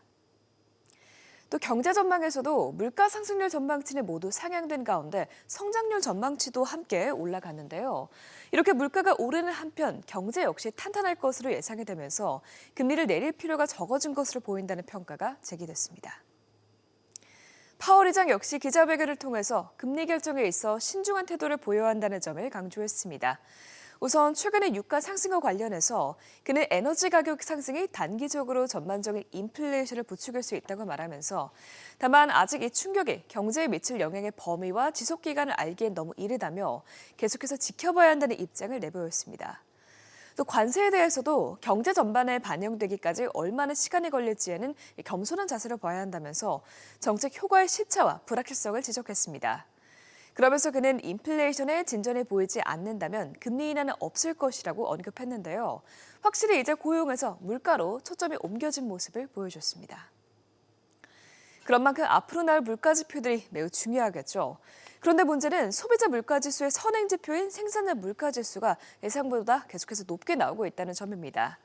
오늘 나온 2월 수치도 자세하게 확인해 보면 2월 헤드라인 PPI는 전월 대비 0.7%, 전년 대비로는 3.4% 오르면서 지난해 2월 이후로 최고치를 기록했습니다. 또 변동성이 큰 에너지와 식품 가격을 제외한 근원 PPI 역시 전월 대비로 0.5%, 전년 대비로는 3.9% 오르면서 예상치를 크게 상회했습니다. 이 상품 지수와 서비스 지수 모두 크게 오르면서 에너지 가격 상승 외에도 인플레이션이 경제 전반에 퍼져 있다는 점을 보여줬습니다. 심지어 이번 데이터는 이란 전쟁으로 인한 에너지 가격 상승분이 포함되지 않았다는 점에서 더 문제가 되는데요. 앞으로 유가 상승으로 공급 가격이 올라가고 이로 인해서 판매 가격도 올라가게 되면 소비자 물가가 크게 타격을 받을 수 있는 점에 주의해야겠습니다. 이런 가운데 국제유가는 계속 오르고 있습니다. 이스라엘이 이란 최대 가스전에 폭격을 가하고 이에 이란이 주변국 에너지 시설의 보복을 위협하면서 또다시 유가가 치솟았는데요. 오늘 WTI는 0.1% 오르면서 96.32달러에서 마감됐고요. 브렌트유도 오늘 3.83% 급등하면서 전쟁 시작 전보다 약 50% 넘게 오른 상태입니다. 국채금리마저 오늘 시장에 찬물을 끼얹었습니다. 파월 의장의 기자회견 이후 통화정책에 대한 불확실성이 커지면서 금리가 큰 폭으로 오른 건데요. 결국 10년물 금리가 0.06%포인트, 2년물 금리도 0.1%포인트 급등했습니다. 빅테크 기업은 모두 하락세로 마감했습니다. 그나마 장중 상승하던 엔비디아도 0.84% 하락세로 전환했고요. 특히 아마존이 오늘 2% 넘게 급락했는데요. 마이크로소프트가 오픈 AI와 아마존의 협력에 대해서 법적 조치를 검토하겠다고 밝힌 이후 하락폭이 더 거세졌습니다. 시총 6위부터 보면 메타와 브로드컴, 테슬라가 모두 1%대 낙폭을 기록했고요. 간반 필수 소비재 업종이 가장 크게 빠지면서 월마트도 2.48% 급락했습니다. 트렌딩한 스톡입니다. 뜨거웠던 종목들 살펴보시죠. KGI증권은 샌디스크에 대해 목표 주가 992달러와 투자 의견 아웃퍼폼을 제시했습니다. 이에 간밤 샌디스크는 4.65% 상승하면서 나흘째 강세를 이어갔습니다. 루멘텀은 광학 컨퍼런스에서 공격적인 미래 전망을 발표했습니다. 1년 내에 분기 매출 12억 5천만 달러를 달성하고 2년 내에는 20억 달러까지 확대하겠다고 선언했는데요. 젠슨왕 엔비디아 CEO의 구리선 언급 이후 광학 부품의 입지가 줄어들 거란 의구심이 있었지만 루멘텀이 해당 우려를 완화시키면서 광통신 관련주가 동반 상승했습니다. AMD는 삼성전자와의 협력 강화 발표 영향으로 간밤 주가가 1.6% 상승 마감했습니다. TSMC에 대한 과도한 의존도를 낮추고 제조 비용을 절감할 수 있는 가능성이 열리면서 AMD 경쟁력이 재평가받았습니다. 다음으로 메이시스는 3년 만에 가장 강력한 성장세를 기록하면서 주가가 4.73% 상승했습니다. 특히 고가 라인인 블루밍데일스 매출이 8.5% 증가하면서 고소득층의 탄탄한 소비력을 입증했는데요. 과감하게 부실 매장을 폐쇄하고 리뉴얼에 나서면서 체질 개선에 성공했다는 평가가 나옵니다. 룰루레몬은 시장 예상치를 웃도는 4분기 실적을 내놨지만 연간 가이던스는 낮게 제시했습니다. 이에 프리마켓에서는 하락 출발했는데요. 이후 컨퍼런스 콜에서 경영진이 2분기부터 할인 판매를 줄이고 다시 정가 판매 비중을 확대하겠다고 밝히면서 주가가 4% 가까이 상승했습니다. 로켓랩은 대규모 자금 조달 소식에 주가가 11% 넘게 급락했습니다. 최대 10억 달러 규모의 유상증자 계약을 체결하면서 주식 가치가 희석될 거란 우려가 커진 겁니다.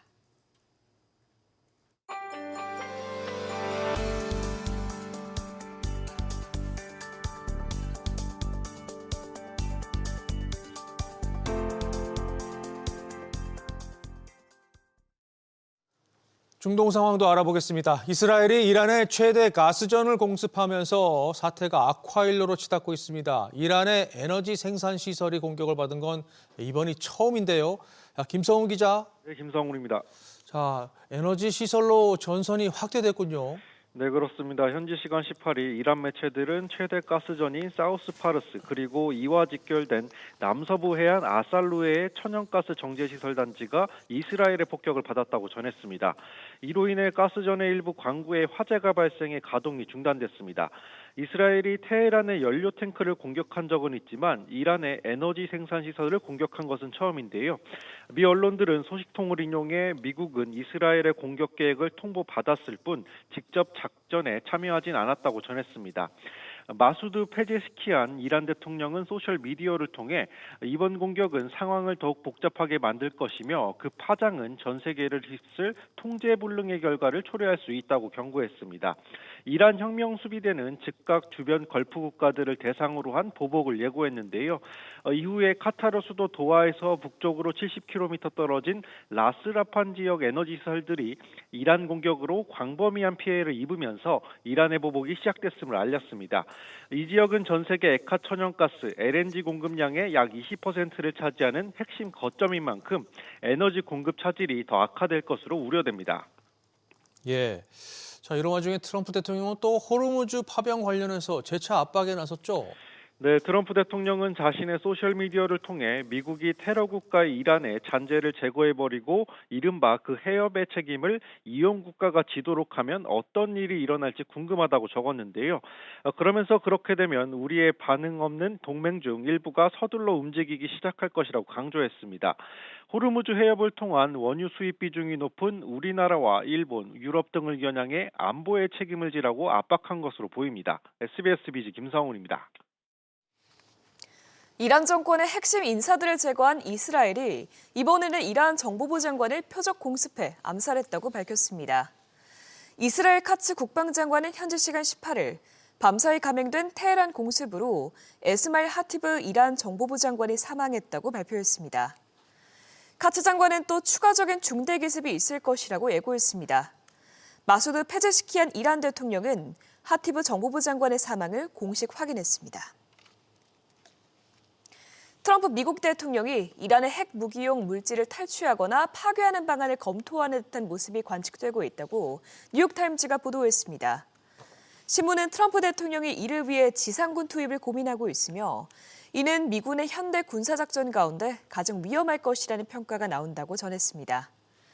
트럼프 대통령이 현재 진행 중인 군사공격의 정당성을 거듭 주장해왔는데 작전이 성공할 경우 승전 선언의 명분이 될 수 있다고 뉴욕타임즈는 분석했습니다. 이란 전쟁에 따른 중동 상황 악화로 국제유가가 다시 가파른 상승 곡선을 그리자 미국 정부가 대응 조치를 내놓겠다고 예고했습니다. 로이터 통신에 따르면 제이디 벤스 미국 부통령은 현지 시간 18일 상승하는 유가 문제를 다루기 위해 두어 가지 조치를 24시간에서 48시간 안에 발표할 것이라고 말했습니다. 자, 개장을 앞둔 국내 증시 전망해보고 전략 짜보겠습니다. 디멘션 투자자문 송재경 투자부문 대표 연결돼 있습니다. 대표님 안녕하세요. 네, 안녕하십니까.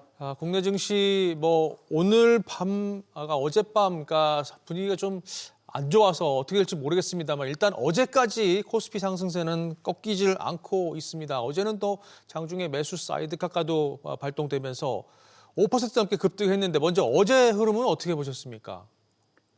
예, 말씀 주신 대로 지금 현재 모든 관심은 유가였고요. 중동전과 관련된 유가의 변동성이 첫 번째였고, 두 번째로는 지속되는 AI발 반도체 특수의 지속성, 이 두 가지가 시장의 주가를 들었다 놨다 하고 있다고 보셔야 될 것 같습니다. 말씀 주셨던 어제까지의 흐름은 이번 주 들어와서 한 이틀간 유가가 브렌트나 WTI 기준으로 좀 안정화되는 모습을 보이면서 시장에 좀 안도감을 줬었다 봐야 될 것 같고요. 거기에 더해서 GTC 2026, 엔비디아의 그러한 기술 세미나를 컨퍼런스를 통해 갖고 반도체 특수가 지속될 수 있겠다는 확신을 시장에 주면서 전반적으로 시장이 랠리를 펼치는데 큰 도움을 받았다 봐야 될 것 같습니다. 근데 방금 앵커님께서 말씀 주신 대로 이제 중동전이 확산되는 양상으로 나타나고 있고 우리가 보고 있는 브렌트나 WTI가 일정 부분 어제 밤사이는 좀 올랐긴 했는데 사실은 지금 중동에서 거래되는 유가는 이거하고는 완전 다르게 초급등을 나타내고 있습니다. 예를 들어서 지금 오만 유가 같은 경우는 제가 아침까지 체크해보면 배럴당 지금 160달러까지 좀 올라와 있어서 지금 오늘 브렌트가 지금 110달러 올랐다고 우리가 좀 걱정하는데 사실은 지금 중동산은 훨씬 더 높은 상황이거든요. 그래서 그렇게 놓고 보면 시장에서 일반적으로 보는 유가의 흐름에서 안도감을 찾기보다는 중동 자체의 유가 흐름을 체크를 할 필요가 있을 것 같고요. 그것이 조금 더 이제 시장에 알려지면서 아마도 이제 시장의 변동성이 좀 더 높아지는 상황으로 갈 것 같습니다.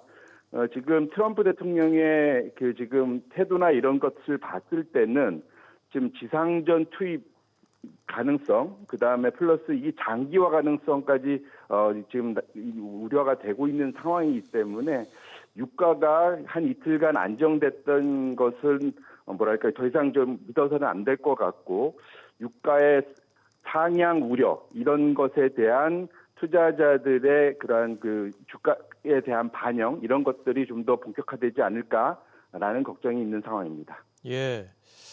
자, 유가도 유가고 FOMC 회의 결과도 오늘 우리 시장에 영향을 미칠 것 같은데 일단 이번 회의에서 기준금리는 예상했던 대로 유지가 됐습니다만 회의 내용 중에 금리 인상 가능성이 언급된 것이 확인이 됐고요. 또 점도표상에서 봤을 때 장기금리 예측이 인상 쪽으로 조금 기울는 거 아닌가라는 생각도 드는데 어떻게 보셨습니까? 예, 말씀 주신 대로 전반적으로 이번 점도표 포함해서 경제 전망 자체가 기본적으로는 금리를 시장에서 원하는 인하 쪽보다는 유지 내지는 일부 인상 가능성까지 열어두는 듯한 전망치들이 나왔습니다. 대표적으로 통장률 자체는 올해 내년이 기본적으로 0.1%포인트, 내년은 0.3%포인트 좀 상승, 그래서 성장률 자체를 좀 더 높게 보긴 했는데 문제는 물가인 것 같습니다. 물가 수준을 올해 특히 0.3%포인트 높게 잡고 내년도 0.1%포인트 높게 잡으면서 물가 자체가 성장률과 함께 같이 올라가는 모습. 그래서 기본적으로 지금 연준의 지금 동결 플러스 인상 가능성에 대한 것은 물가에 대한 상승 우려 이런 것이 조금 더 작용하고 있다 보셔야 될 것 같고요. 사실 어제 한마디로 요약이 될 수 있는 것은 파월의 말 중에 nobody knows라고 표현을 했습니다. 아무도 이 상황이 어떻게 될지 아무도 그 결과를 예측할 수 없다라는 얘기를 하면서 연준도 사실상 현재 이런 중동발이라는 이슈가 미국을 포함한 전 세계 경제에 어떤 영향을 미칠지 현재는 예단하기 너무 어려운 상황이라는 것을 언급했다는 것을 우리가 주목할 필요가 있을 것 같고요. 네. 그런 측면에서는 우리 투자자분들도 좀 불확실성을 반영하는 포트폴리오 관리가 좀 더 필요하겠다 이렇게 말씀드립니다. 예, 그렇군요. 자, 그리고 또 이슈였죠. 마이크론 실적 수치는 좋게 나왔는데 시간 외에 거래에서 현재 지금 떨어지는 상황이어서 우리 반도체주에도 영향이 있을 것 같은데요. 사실 그동안에 우리 증시를 떠받쳤던 게 반도체 투톱인데 오늘 이거 마이크론 실적 어떻게 반영될까요? 1차적으로는 마이크론 실적 자체는 흠잡을 데가 하나도 없었다 말씀드리고 싶고 그 전망치 자체도 매우 훌륭했습니다. 실적 자체도 매출이 3배 가까이 높게 나왔고 그다음에 이번 현재 지나는 분기 자체도 전망치 자체가 시장의 예상치보다 40% 이상 높으면서 상당히 놀라운 그런 실적 전망이 나온 것입니다. 다만 주가 자체가 연초 이후에 60% 이상 올랐고 어제 그다음에 현재 실원에서는 조정받고 있지만 바로 어제까지만 해도 4% 이상 상승하면서 이 좋은 실적에 대한 그 주가가 반영 일부 됐다는 걸 보셔야 될 것 같고요. 사실은 지금 시간에서 조정받는 것은 기본적으로는 그 미국 시장 전반에 대한 두려움, 결국은 유가발 또는 중동 전쟁발 그러한 불확실성이 시장 전체를 누르고 있다 보셔야 될 것 같습니다. 그것 자체도 말씀 주신데 우리 시장에도 영향을 그대로 미칠 수밖에 없는 상황이긴 하고요. 다만 이 전쟁 자체의 불확실성이 해소되면 펀더멘탈의 그러한 흐름, 좋은 흐름 자체는 주가에 반영될 여지가 있어서 이 상황을 잘 넘어가는 것이 좀 중요하겠다. 이렇게 정리를 하겠습니다. 그렇군요. 알겠습니다. 자, 지금까지 디멘션 투자자문 송재경 투자부문 대표였습니다. 오늘 말씀 고맙습니다.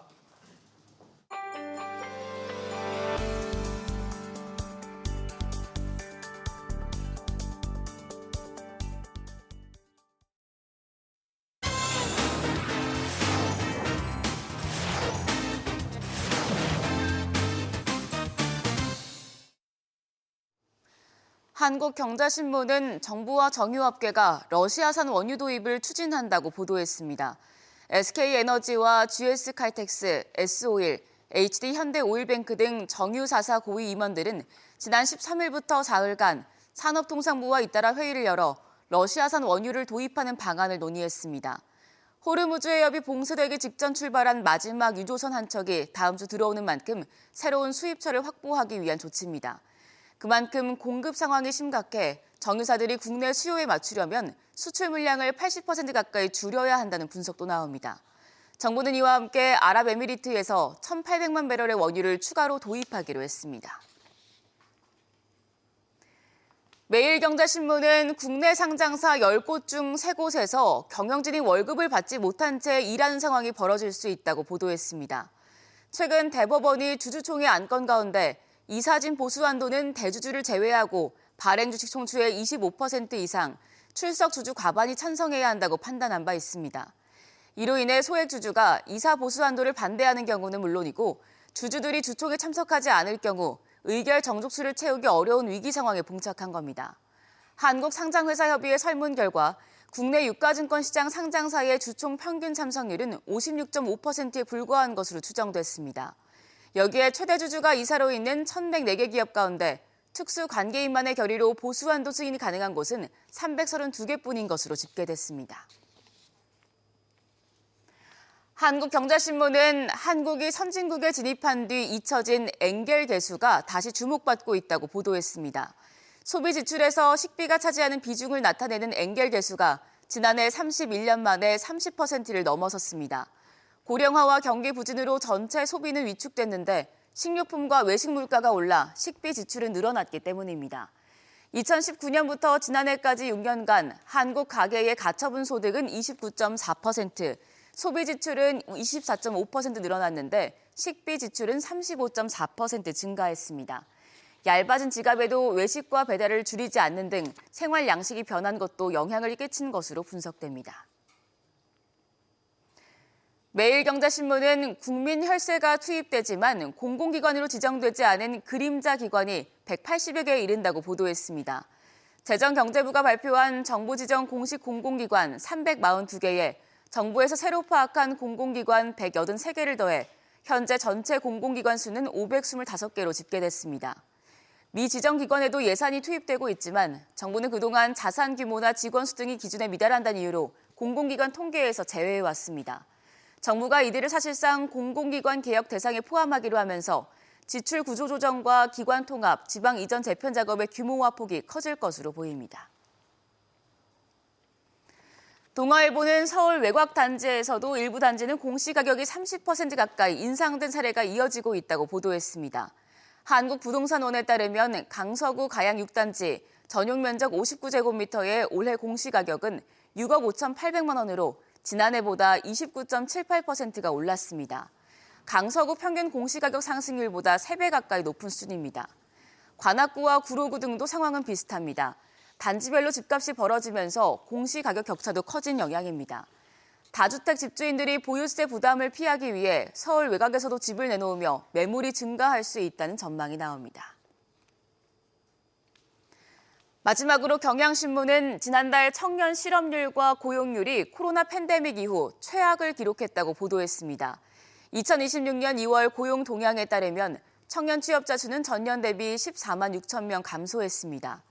취업자 수 감소가 인구 감소를 앞지르면서 청년 고용률은 43.3%로 1년 새 1%포인트 하락했습니다. 구직 활동을 하지만 일자리를 잡지 못한 비율인 청년 실업률은 7.7%로 5년 만에 가장 높았습니다. 인공지능 확산으로 기업이 신규 고용을 줄이면 청년들의 설 자리가 더 좁아질 것이란 우려가 나옵니다. 지금까지 조간 브리핑이었습니다.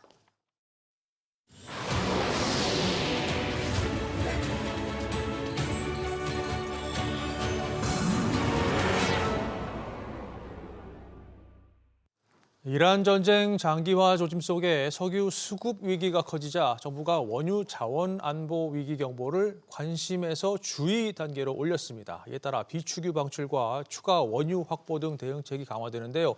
우영준 기자와 자세히 짚어보겠습니다. 자, 우 기자. 네. 위기 경보가 한 단계 올라갔는데 현재 어떤 상황인가요? 네, 자원 안보 위기 경보는 관심과 주의, 경계, 또 심각 이렇게 4단계로 나뉘는데요. 이번에는 중동 사태로 인한 원유 수급 불안이 실제 시장에 반영되기 시작하면서 경보 단계가 관심에서 주의로 한 단계 상향됐습니다. 정부는 산유국의 생산 수송 차질과 함께 브렌트유 가격이 단기간에 40% 급등한 점을 주요 판단 근거로 들었습니다. 주의 단계부터는 정부가 비축유 방출 준비에 착수할 수 있는 만큼 비축유 방출도 본격 검토되고 있습니다. 우리나라에 배정된 2,246만 배럴을 대상으로 방출 시기와 규모를 조율 중인데요. 산업통상부는 정유사 재고와 국내 수급 상황을 종합적으로 보며 구체적인 실행 계획을 결정하겠다고 밝혔습니다. 이와 함께 국제 공동 비축 우선 구매권을 활용하고 대체 수입선을 확보해 공급을 최대한 늘리는 한편 공공부문부터 에너지 절약 조치를 시행해 필요할 경우 민간까지 수요 감축 조치를 확대하는 방안도 검토하고 있습니다. 네. 자, 그런가 하면 또 아랍에미리트에서 원유를 추가로 또 들여온다고요? 네, 그렇습니다. 강훈식 대통령 비서실장은 대통령 특사 자격으로 UAE를 방문한 다음에 원유 1,800만 배럴을 긴급 도입하기로 했다 이렇게 밝혔습니다. 구체적으로 UAE 국적 선박 3척을 통해 600만 배럴, 우리 국적선 6척을 통해 1,200만 배럴을 들어올 예정입니다. 여기에 앞서 확보한 600만 배럴까지 더하면 총 2,400만 배럴 규모로 늘어나게 됩니다. 강 실장은 또 UAE로부터 최우선 공급 약속을 받아 필요할 경우 언제든 추가 구매가 가능하도록 UAE 측과 협의했다고 밝혔습니다. 양국은 조만간 원유 공급망 협력과 관련한 양해각서 체결도 추진할 계획입니다. 네. 자, 다른 이슈도 하나 보죠. 어제 대통령 주재 자본시장 간담회가 있었는데 증시 부양을 위해서 뭐 어떤 방안들이 나왔나요? 네, 어제 이재명 대통령 주재로 열린 자본시장 간담회에서는 중복 상장과 저평가 문제를 둘러싼 강도 높은 지적이 나왔습니다. 직접 들어보시겠습니다. 벌써 상장돼 있는 거래하고 있는데 거기서 뭘 또 일부 떼가지고 또 상품을 만든다든지 이런 중복 상장 문제도 그렇고 PBR 주당 순자산 비율이 0.34밖에 안 돼가지고 당장 청산해도 그걸 사 모아가지고 청산하는 게 훨씬 한 2배 정도 남는 이런 상황도 비정상이잖아요. 이에 금융위원회는 모회사와 자회사 동시상장을 원칙적으로 금지하고 예외적으로만 허용하기로 했습니다. 또 자산 대비 시장평가가 과도하게 낮은 저평가 기업에 대해서는 반기마다 별도 리스트를 공개할 계획입니다. 주식거래 결제 기간과 관련해서는 현재 2영업일 체제에서 오는 2027년부터는 1영업일로 단축되고요. 또 이와 함께 코스닥 시장을 축구팀처럼 1부와 2부로 나눠서 승강제로 운영하는 구조 개편 방안도 함께 추진됩니다. 네. 자, 우영준 기자 수고했습니다. 삼성전자를 시작으로 주총 시즌이 본격적으로 막을 올렸습니다. 그런데 올해는 예년과 다른 이 묘한 긴장감이 감돌고 있는데요. 기업들이 이사 임기 규정을 줄줄이 고치고 있는데 상법 개정안 시행을 무력화하려는 이른바 방파제 쌓기라는 분석이 나오고 있습니다. 안재 기자가 보도합니다. 삼성전자 주주총회. 시장의 이목이 가장 쏠린 건 이사 임기와 관련한 정관 변경이었습니다. 기존 3년으로 고정됐던 임기를 3년 이내로 유연하게 바꾼다는 내용입니다. 삼성 SDS와 한화솔루션, GS 등 주요 그룹과 계열사들도 약속이라도 한 듯 같은 안건을 올렸습니다. 겉으론 상법 규정에 맞춘 조문 정비라지만 속내를 들여다보면 계산이 복잡합니다. 핵심은 올 하반기 도입되는 집중투표제입니다. 이사 임기를 1년에서 3년 사이로 제각각 흩어놓는 이른바 시차 임기제를 도입하면 한꺼번에 교체할 수 있는 이사 수가 줄어듭니다. 소수주주들이 힘을 합쳐 원하는 이사를 선임하는 집중투표제의 효과는 사실상 무력화될 수 있습니다. 3년 임기라고 수십 년 유지해오던 정관을 갑자기 변경하는 게 되게 의아하고 시차 임기제로 가고자 하는 그러한 숨은 뜻이 있는 게 아닌가. 당장 삼성전자의 2대 주주인 국민연금부터 제동을 걸고 나섰습니다. 정당한 사유 없이 주주권을 약화할 우려가 있다며 이번 정관 변경에 반대표를 던진 겁니다. 이 밖에 이사수 상한을 설정하거나 축소한 것 역시 같은 맥락입니다.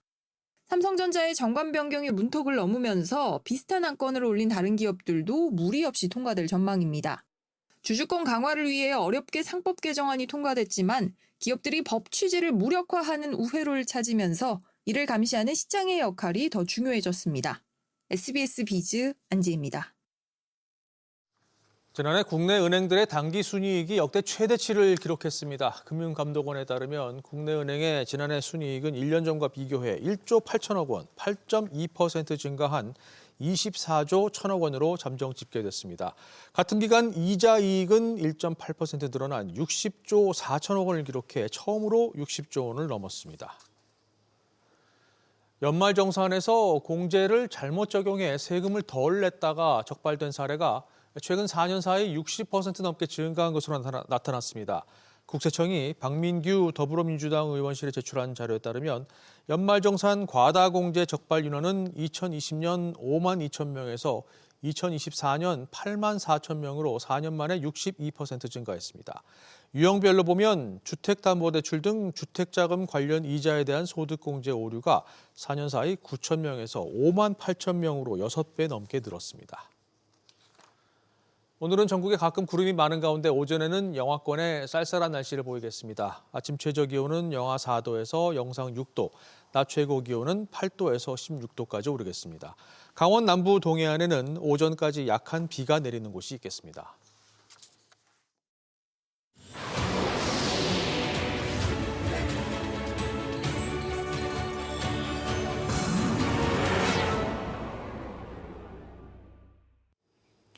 이스라엘이 이란의 최대 가스전에 폭격을 가하면서 유가가 다시 가파른 상승세를 보이고 있죠. 브렌트유는 장중 110달러를 돌파하면서 52주 최고치를 기록하기도 했는데요. 이란이 주변국 에너지 시설에 보복 공격을 시작하면서 유가 추가 상승 우려도 커지고 있습니다. 세계 최대 사모펀드 칼라일 그룹의 전략가도 유가가 여기서 더 오를 것이라고 봤는데요. 현재 원유 시장이 엄청난 공급 충격에 직면해 있다며 애초에 유가 100달러는 가격이 잘못 형성된 것이었다고 지적했습니다. The disconnect is between the paper market, which is sitting around 100, and the physical market, which is showing a very different environment. WTI and Brent were the high-cost barrels. The Russian was the cheap. What happened? You closed that gap. And now that you've closed that gap, you don't have any more spare barrels in the system, and this rest of the complex likely to start to rally. I go back to the point that, John started with is, we're dealing with an enormous supply shock. By the way, the supply shock is almost equal to the demand shock during COVID, and we know what that did to global supply chains. So I think at $100 a barrel, this thing's mispriced. BNP 파리바 자산운용의 포트폴리오 매니저도 시장이 이란 전쟁발 에너지 충격을 간과하고 있다고 지적했습니다. G7의 비축유 방출 등으로 한 달 정도는 버틸 수 있겠지만 전쟁이 그보다 더 길어질 경우 지금보다 훨씬 더 큰 충격을 맞게 될 것이라고 말했고요. 그리고 이러한 에너지 충격은 경기 침체로도 이어질 수 있다고 경고했습니다. I think all rest on the duration of the conflict. So I think the SPR release, but the fact that the oil market was oversupplied before Iran is buying us some time. So I think a month or so. But the longer that conflict lasts and the longer the Strait of Hormuz stays closed, the longer, I think the more likely we could have an energy shock, which could translate into a growth and a recession, which is at this point totally dismissed by markets. 유가 급등에 주식 시장도 휘청이는 모습인데요. 한때 월가의 대표적인 강세론자로 꼽혔던 에드 야데니 리서치 대표도 중동 불확실성이 너무 크다며 차갑게 등을 돌렸습니다. 시장에 위기가 있을 때마다 미국 정부든 연준이든 정책적으로 지원에 나섰지만 이번에는 누가 책임자인지조차 불분명한 상황이라고 지적했는데요.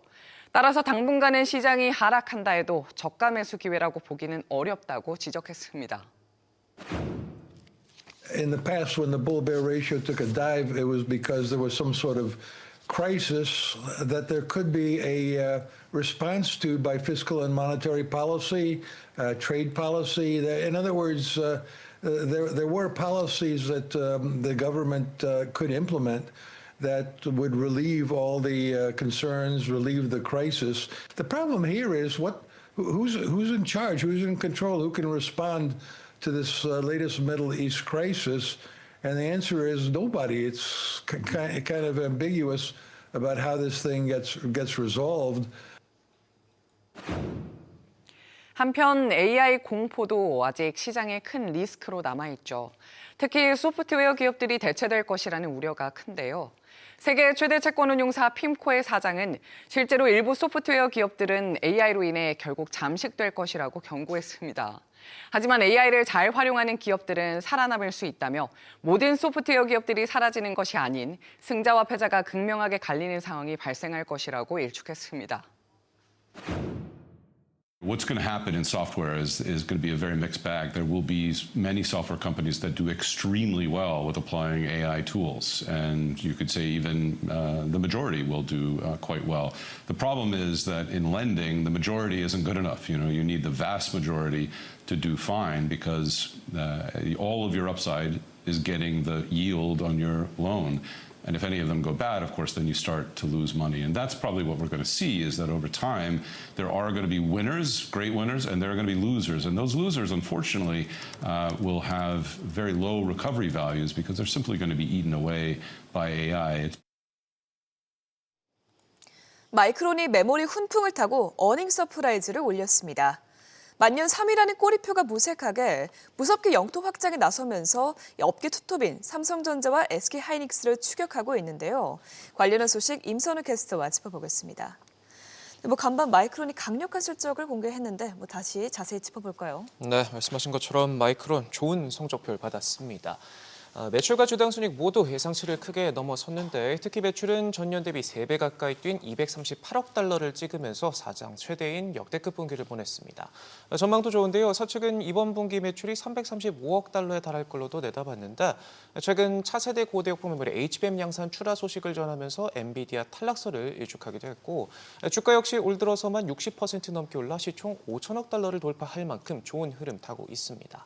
다만 현재 주가는 시간의 거래에서 빠지고 있습니다. 실적 기대감에 이날까지 5거래일 연속 올라 차익 실현 매물이 나오고 있고 또 예상을 뛰어넘는 자본 지출 계획이 다소 부담이 된 것이 영향을 미치고 있는 걸로 보입니다. 네, 그런데 말씀하신 것처럼 이 자본 지출 계획이 많다는 거는 또 그만큼 투자를 늘리고 있다는 거죠?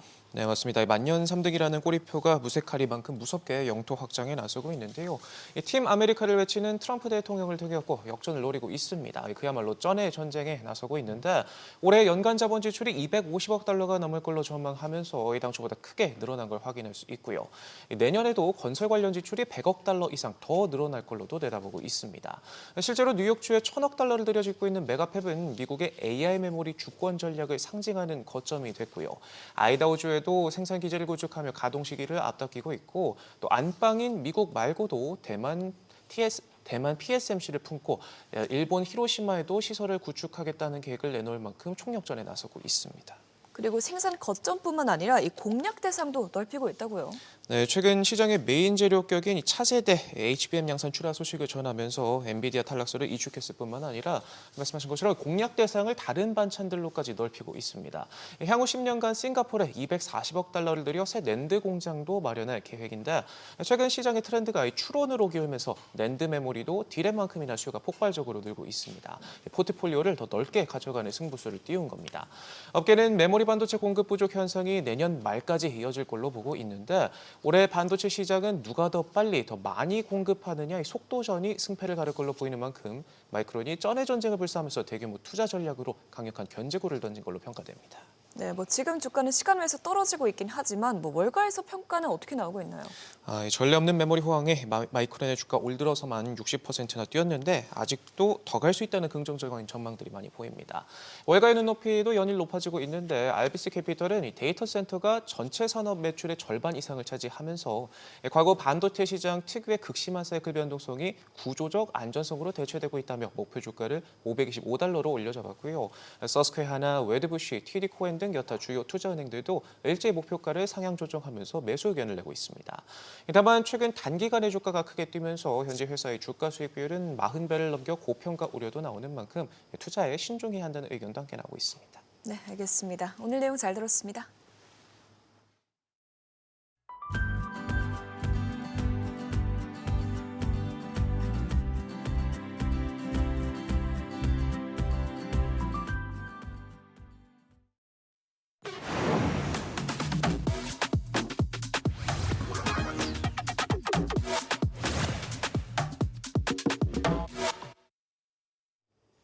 애프터마켓까지 정리해드립니다. 연일 국제유가가 널뛰기를 반복하면서 시장의 시선이 상대적으로 안정적인 에너지원 원전주로 빠르게 옮겨가고 있습니다. 기름값이 오를수록 원유 의존도가 낮은 원자력 발전의 매력이 커지는 데다 미국을 중심으로 한 강력한 투자 모멘텀까지 더해지면서 수급이 집중됐습니다. 원전주가 주목받는 배경에는 또 AI 열풍도 한몫하고 있죠.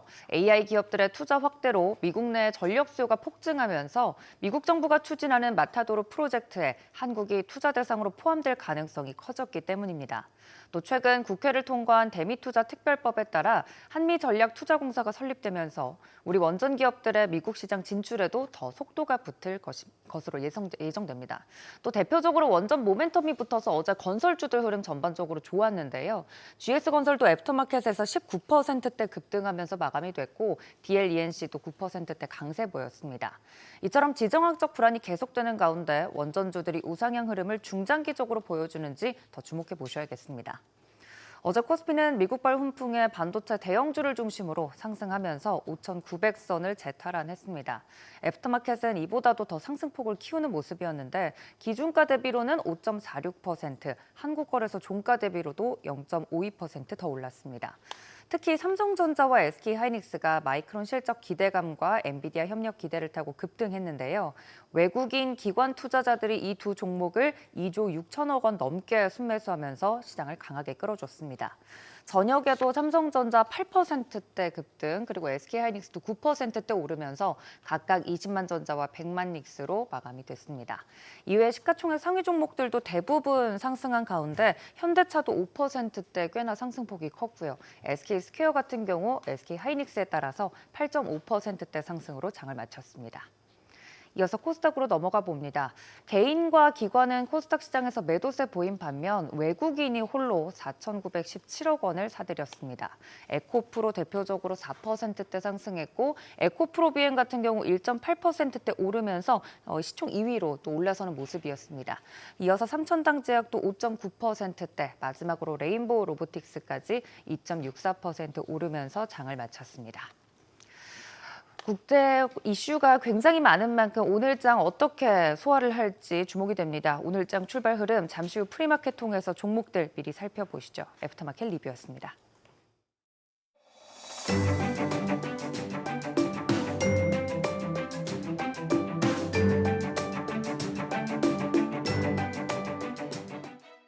안녕하세요. K웨더 라이프스타일 예보 박유라입니다.